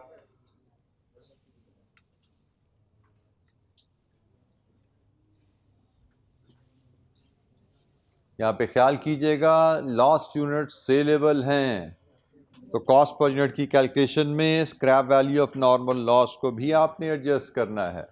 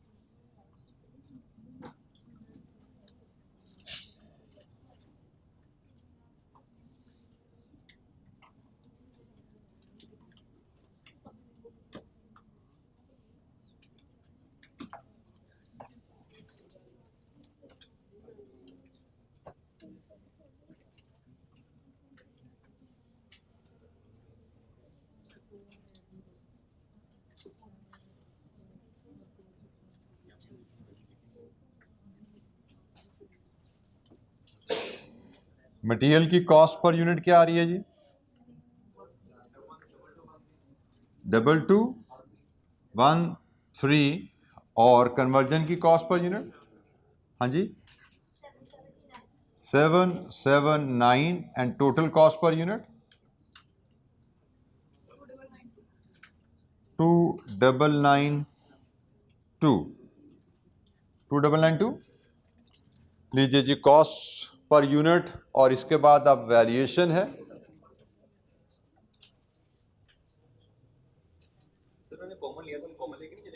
सॉरी आपकी मर्जी है, आप जो करना चाहें। आप इसको रुपीज इन थाउजेंड में 2.213 लिखना चाहते हैं या मुझे लग रहा था कि रुपीज इन थाउजेंड में अब जैसे ये 0.779 मुश्किल हो जाएगा करना, तो मैंने इसलिए इसको रुपीज़ में कर लिया।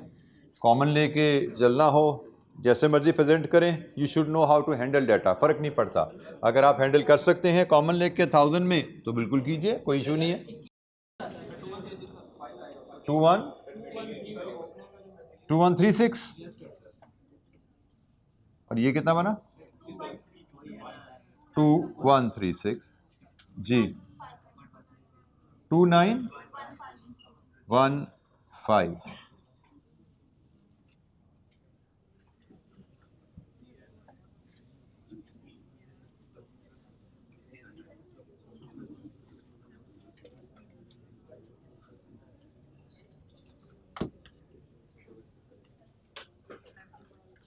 वैल्यूएशन में हमारे पास फिनिश गुड्स 16,000 इंटू 2915 रुपीज़ है ये। आप यहाँ पे rupees in thousand values rupees in thousand में ले आए, बड़ी बन रही हैं तो बताइए। 2915 इंटू 16 क्या वैल्यू आई 4664 बेटा रुपीज़ इन थाउजेंड में मैंने आपसे बोला 2915 इंटू 16 सिर्फ करेंगे तो रुपीज़ इन थाउजेंड में फिगर आ जाएगी आपकी। 3 जीरो यहाँ से उड़ा दो ना आप। 46640 क्लोजिंग वर्क इन प्रोसेस जी इसकी वैल्यू क्या आ रही है क्लोजिंग वर्क इन प्रोसेस। मेरे पास इक्वल यूनिट्स है नहीं से मैं कैलकुलेट नहीं कर पा रहा, बताइए। 7810 लीजिए ये क्लोजिंग वर्क इन प्रोसेस आ गए।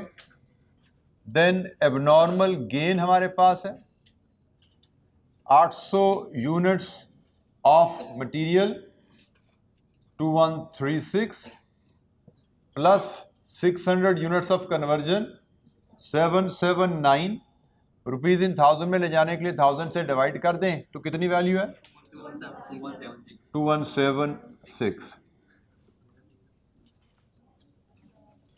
Valuation of finished goods, valuation of closing work in process and valuation of abnormal gain.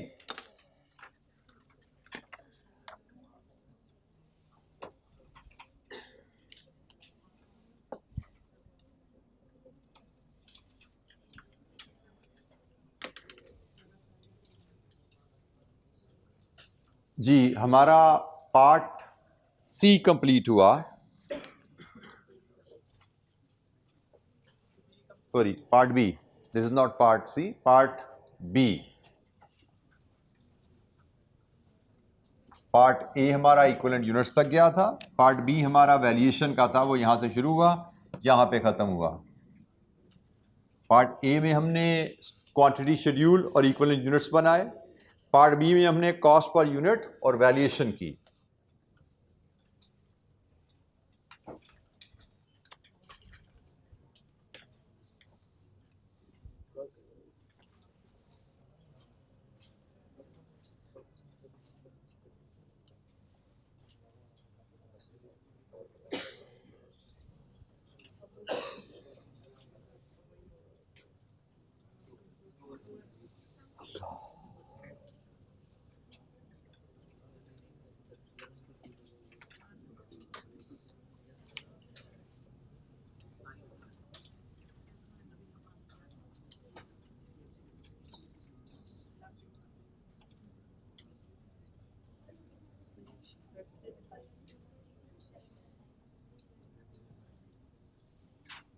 Part सी के लिए डेबिट क्रेडिट, चूंकि हम वैल्यूज रुपीज़ इन थाउजेंड में ले रहे हैं तो ये एंट्रीज भी हम रुपीज़ इन थाउजेंड में ही पोस्ट कर देते हैं। अच्छा जी, जर्नल एंट्रीज के लिए आपके जहन में process account, abnormal loss, abnormal gain, scrap सारे अकाउंट आने चाहिए, क्योंकि लॉसेस इन 3-4 अकाउंट से होकर गुजरते हैं या गेन्स हैं। नॉर्मल लॉस की एंट्री प्रोसेस अकाउंट को हिट करती है, स्क्रैप अकाउंट को हिट करती है। एबनॉर्मल गेन की एंट्री प्रोसेस अकाउंट को हिट करती है, एबनॉर्मल गेन को हिट करती है, स्क्रैप अकाउंट को हिट करती है। ये सारे अकाउंट्स आपके जहन में आने चाहिए। उसके मुताबिक अगर हम शुरू करें तो प्रोसेस अकाउंट में सबसे पहले हम नॉर्मल लॉस को रिकॉर्ड करते हैं। उसने लॉसेस एंड गेन्स कहा, इसमें नॉर्मल लॉस, एबनॉर्मल गेन सब आएंगे। तो सबसे पहली एंट्री हम जो बुक करते होते हैं प्रोसेस अकाउंट में वो नॉर्मल लॉस की सेल वैल्यू, और नॉर्मल लॉस की सेल वैल्यू स्क्रैप में जाती है। तो पहली एंट्री जो हमारी बनेगी डेबिट स्क्रैप, क्रेडिट प्रोसेस ए, और इसकी वैल्यू आपकी बन रही है 7,20,000, तो 720 रुपीज़ इन थाउजेंड में 720, और हम यहाँ पे इसकी डिस्क्रिप्शन लिखेंगे normal loss units recorded at scrap value. Journal entry के बारे में मेरा ख्याल है हमारी बात हुई भी है कि डिस्क्रिप्शन के बगैर एंट्री कंप्लीट नहीं है। जर्नल एंट्री डिस्क्रिप्शन के बगैर कंप्लीट नहीं है। अनलेस एग्जामिनर कहे कि description not required, only then you should skip description, otherwise you will have to give brief description. बिल्कुल ब्रीफ, डिटेल नहीं देनी, ब्रीफ डिस्क्रिप्शन। नॉर्मल लॉस की एंट्री, इसके बाद बारी आती है एबनॉर्मल गेन की। एबनॉर्मल गेन की एंट्री होती है debit process account, credit abnormal gain. तो प्रोसेस ए डेबिट और credit abnormal gain account. Valuation हम ऑलरेडी ये किए बैठे हैं 2176। इसकी डिस्क्रिप्शन रहेगी abnormal gain recorded at cost.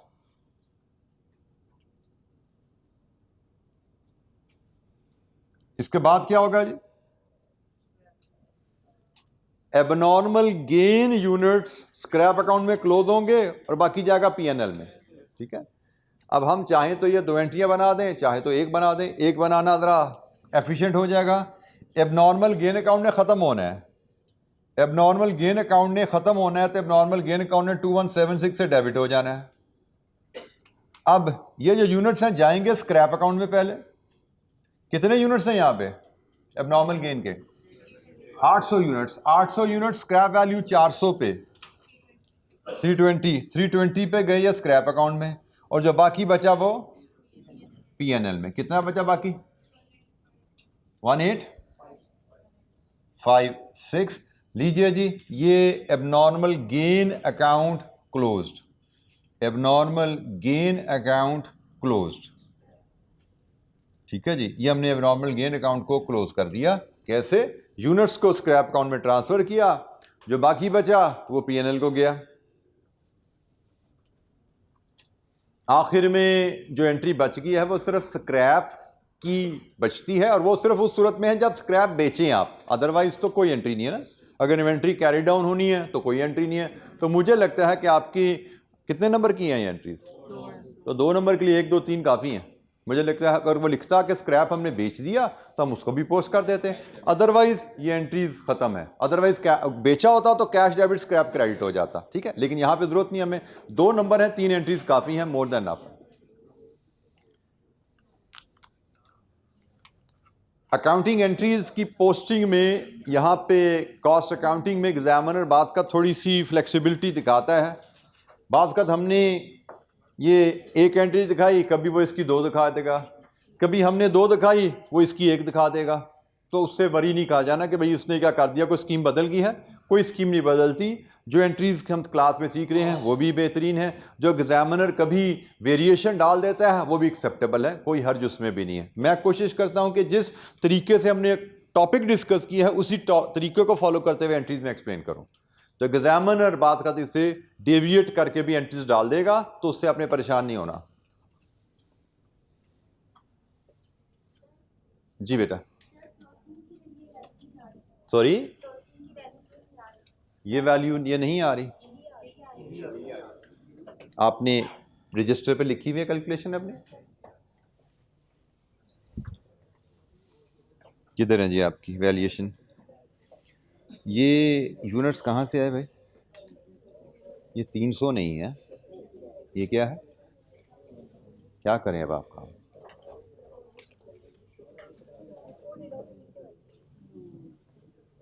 Ji, any question?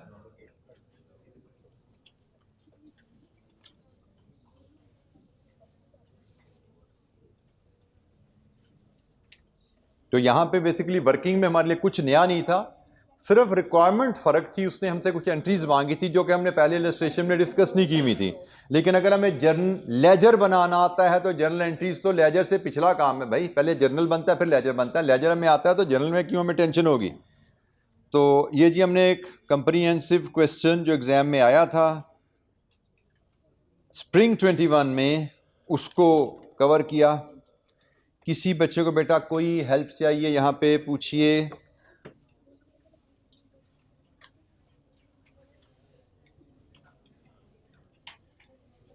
अच्छा जी, इसके बाद क्वेश्चन 6 आपकी होम असाइनमेंट में गया। हम आए क्वेश्चन 18 पे। जी बेटा, ये लास्ट को क्या हुआ बेटा? एबनॉर्मल गेन अकाउंट याद है? तो एबनॉर्मल गेन अकाउंट अगर याद है तो आपको इस एंट्री में कोई दिक्कत होनी नहीं चाहिए। ये एबनॉर्मल गेन अकाउंट था। इसमें क्या हुआ था कि आपने प्रोसेस अकाउंट को डेबिट किया था और इसको क्रेडिट किया था, ऐसा ही है।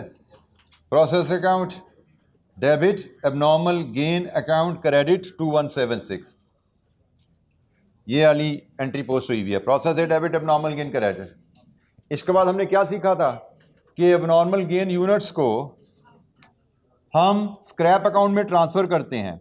यहाँ से जाएंगे ये स्क्रैप अकाउंट में 800 यूनिट्स, डेबिट हुआ एबनॉर्मल गेन, क्रेडिट हुआ स्क्रैप 320, और बाकी जो बचा वो कहाँ गया?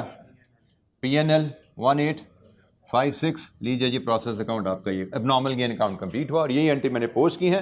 एबनॉर्मल गेन को 2 डेबिट गए हैं, ये एबनॉर्मल गेन को 2 डेबिट, 2176 का टोटल ये डेबिट किया एबनॉर्मल गेन को। और क्रेडिट कहाँ गया है? इतना स्क्रैप में, इतना PNL में।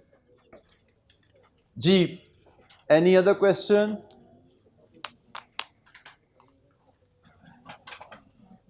क्वेश्चन 18 नेक्स्ट पढ़ाओ हमारा क्वेश्चन 18। क्वेश्चन 16 में परफॉर्मेंस वैसे बाद वे बड़ी आउटस्टैंडिंग परफॉर्मेंस बच्चों की रही, क्योंकि बड़ा स्ट्रेट फॉरवर्ड क्वेश्चन था। 84% पास रेशो विच इज आउटस्टैंडिंग। अब हम आते हैं क्वेश्चन 18 पे। Beijing limited, spring 22, question 9।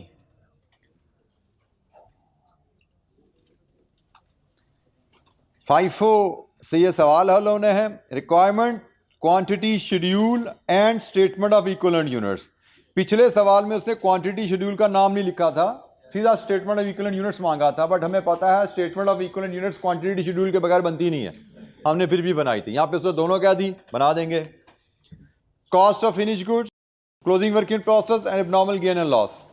तो सिमिलर रिक्वायरमेंट जो पिछले सवाल की थी वही है, लेकिन फ़र्क क्या है? ये सवाल है फाइफो का, और यहाँ पे बल्कि रिक्वायरमेंट थोड़ी कम है। पार्ट सी उसमें था जर्नल एंट्रीज का, वो मिसिंग है यहाँ पे। ठीक है, 2 पार्ट सेम है, quantity schedule and statement of equivalent units, और यहाँ पे cost per unit and valuation. ठीक है, तो ये हमारे सेम पार्ट ए बी हैं, लेकिन फाइफो के लिहाज से। तो इस सवाल में जनाब इसको पढ़िए, और मुझे लगता है इसको आप बड़ी आसानी से अगले 10 से 15 मिनट में खुद कर पाएंगे इंशाअल्लाह। ठीक है, तो शुरू हो जाए जनाब। पास पेपर क्वेश्चन आपके सामने है। हमने जैसे इलस्ट्रेशन की थी उन्हीं के मेयार का मुझे सवाल लग रहा है, कुछ से कुछ ज़्यादा कोई डिफरेंट चीज़ लग नहीं रही। तो जनाब शुरू हो जाइए, फटाफट सवाल पढ़ लीजिए। कोई बात समझ नहीं आती, कोई टर्म समझ नहीं आती, किसी कैलकुलेशन में कोई हेल्प चाहिए, पूछिए। ओपनिंग वर्क इन प्रोसेस की वैल्यू 3 मिलियन, प्रोसेस 1 से आए 2.295,000 लीटर, फिर ऐड हुए मटेरियल में क्वांटिटी भी 2 lakh litre, labour, overheads. Material process 2 में 60% स्टेज ऑफ कंप्लीशन पे ऐड होता है इंस्पेक्शन के फौरन बाद। जी बेटा जी, अगर ये लाइन ना लिखो, ये जो क्लोजिंग वर्क में प्रोसेस 60% कंप्लीट है, तो इसमें मटेरियल 100% होगा या 60%? मटेरियल 100% ही रहेगा, क्योंकि मैंने आपको बताया हुआ है कि जुमला अक्सर सवालों में नहीं लिखा होगा, क्योंकि आपकी प्रोडक्शन शुरू हो नहीं सकती जब तक आपके पास मटेरियल हो ना। जब मटेरियल ही नहीं है तो कटिंग क्या करोगे? पहले प्रोडक्शन में मटेरियल आएगा तो फिर कटिंग शुरू होगी ना, कटिंग होगी तो फिर असेंबली शुरू होगी ना। अगर मटेरियल ही नहीं है तो लेबर बेचारी बैठ के क्या करेगी? वो 60% मटेरियल पहले डाल बेटा वो बता देगा तो डाल देना आप, अगर वो नहीं बताएगा तो नॉर्मली मैंने कहा कारोबार कैसे चलता है, रियलिटी क्या है कि मटेरियल पहले आता है फिर काम शुरू होता है। अगर वो इससे हट के बात कर दे तो जैसे वो कहे वैसे कर लेना। तो इस सवाल में क्वांटिटी शेड्यूल की जगह अगर ये बना ले तो process you will be wasting your time. Quantity schedule में सिर्फ आप क्वांटिटी का कॉलम बना रहे हो, प्रोसेस अकाउंट में आपको वैल्यूज के कॉलम भी बनाने पड़ते हैं, तो जरूरत नहीं है तो क्यों बनाओ, टाइम ज़ाया करोगे ना अपना वहां पे वैल्यूज लिख के।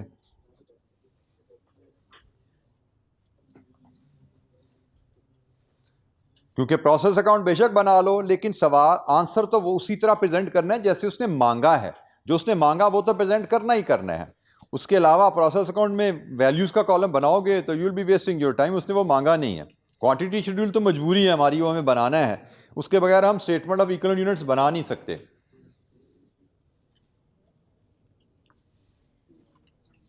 इस सवाल में आपके मटेरियल दो हैं, एक मटेरियल फ्रॉम प्रोसेस 1 है और एक मटेरियल फ्रॉम प्रोसेस 2 है।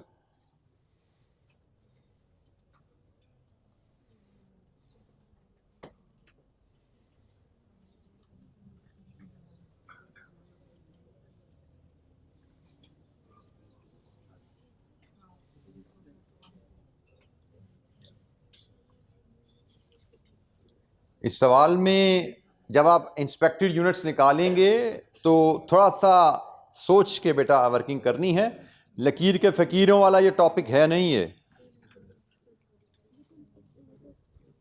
आपको कॉन्सेप्ट मैंने इलस्ट्रेशन 3940 से दे दिया, इंस्पेक्टेड यूनिट का कॉन्सेप्ट क्या है, उस कॉन्सेप्ट को आप लेके चलेंगे। इस सवाल में कहानी बदल जाएगी सवालों की, लेकिन कॉन्सेप्ट नहीं बदला करेंगे। लॉजिक बेस्ड आपको कॉन्सेप्ट एक्सप्लेन किया था कि यूनिट्स इंस्पेक्टेड आप कैसे मेजर करोगे।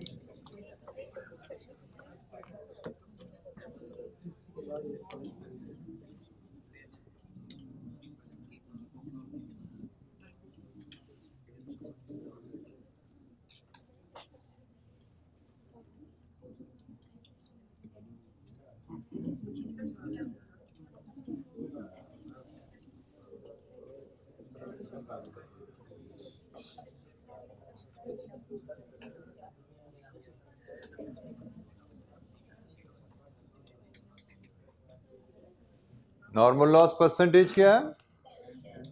10%। तो कितना आया नॉर्मल लॉस? 33,500। और बैलेंसिंग फिगर अब नॉर्मल लॉस या गेन? एबनॉर्मल लॉस कितने यूनिट्स भाई?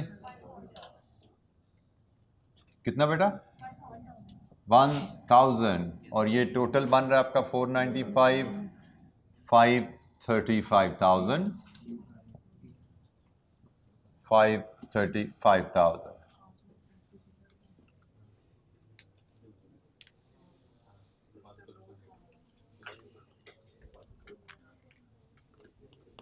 किसी कैलकुलेशन पे कोई हेल्प चाहिए बेटा तो पूछिएगा।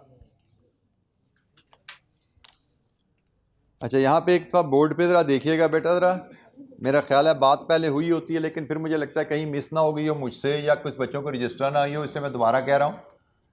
अब इस सवाल में दो मटेरियल ऐड हो रहे हैं, material from process 1, material from process 2। Material from process 2 के बारे में मैंने बताया हुआ है कि जब प्रोसेस 2 में मटेरियल आए तो इट इज़ नॉट नेसेसरी कि क्वांटिटी कॉलम में भी कुछ वैल्यू रिफ्लेक्ट हो। जैसे डेस्क बना रहे हो आप, डेस्क कटिंग से असेंबली में गए तो असेंबली में प्रोसेस कटिंग से रिसीव हुआ ना मटेरियल, लेकिन असेंबली के दौरान फर्दर खर्चा लगा मटेरियल का, वेल्डिंग हुई होगी, कुछ सिलाई हुई होगी, मटेरियल इस्तेमाल हुआ, लेकिन नंबर ऑफ डेस्क बढ़े क्या?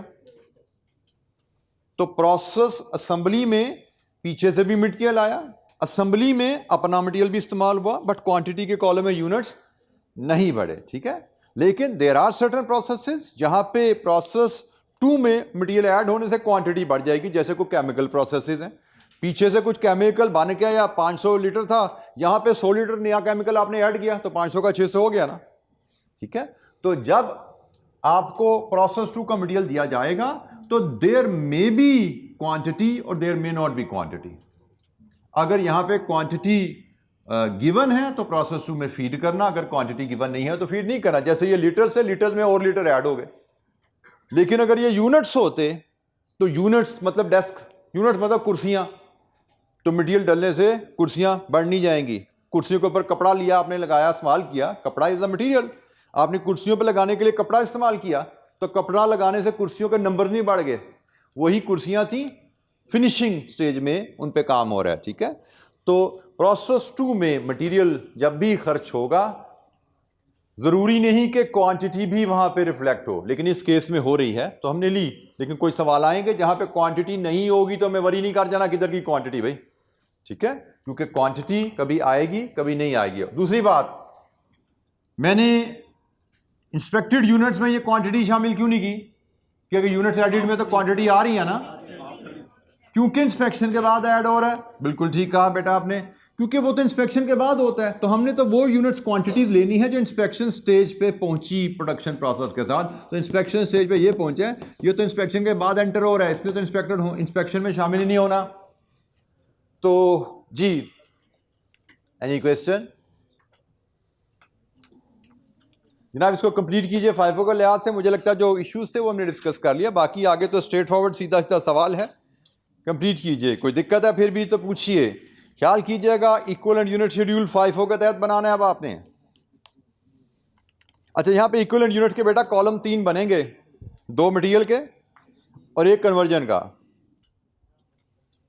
क्योंकि यहां पे 2 तरह के मटेरियल है ना, तो 2 कॉलम बनेंगे मटेरियल के।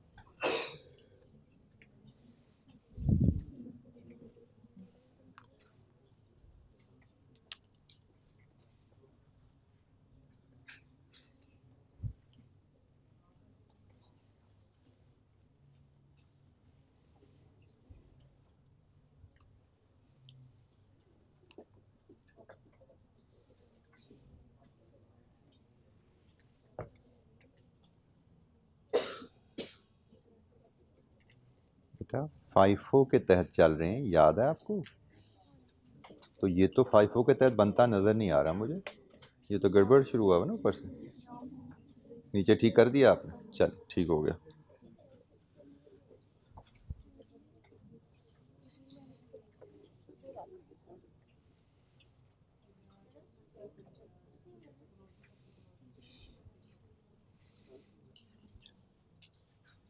इक्विवेलेंट यूनिट शेड्यूल का फॉर्मेट आपके सामने थोड़ा सा मैंने बनाया है, मैं मज़ीद इसको पॉपुलेट करता जाता हूँ।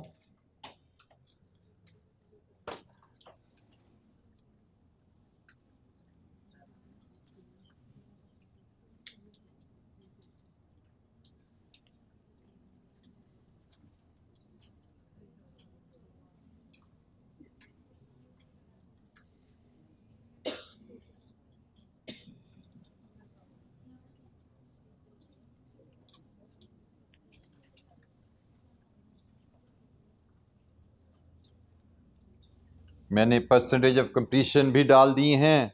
अगर किसी बच्चे को समझ नहीं आ रही तो पूछ ले, दिमाग इस्तेमाल करना है भाई, यहाँ पे रट्टे से नहीं होते सवाल, सोच समझ के दिमाग इस्तेमाल करके सवाल होते हैं।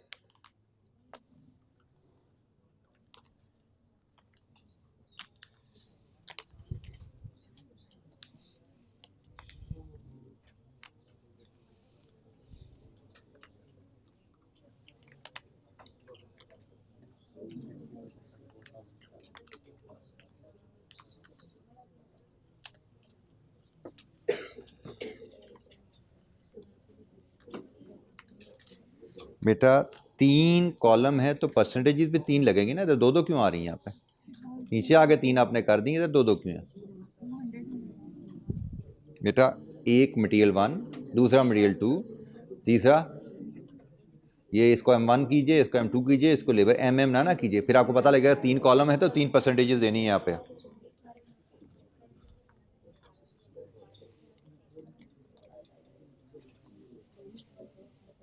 बेटा ये 0 यहाँ पे क्यों ले रहे हो?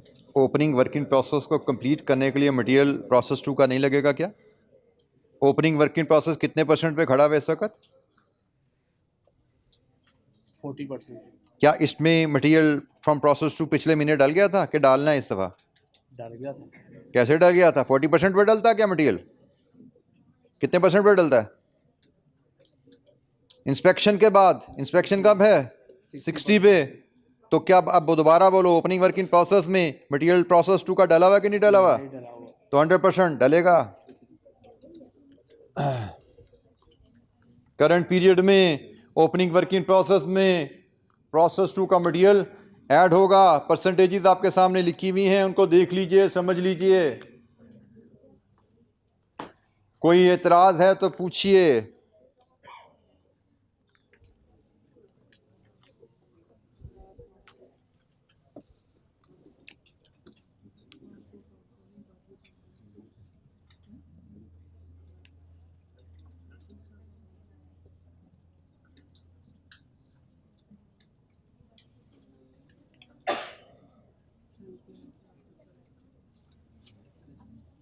Closing work in process inspection से इससे आगे जा चुका है, इनमें प्रोसेस 2 का मटेरियल डल चुका है। एबनॉर्मल लॉस इंस्पेक्शन स्टेज पे डिटरमिन हो गया, इंस्पेक्शन से आगे जाता तो मटेरियल डलता।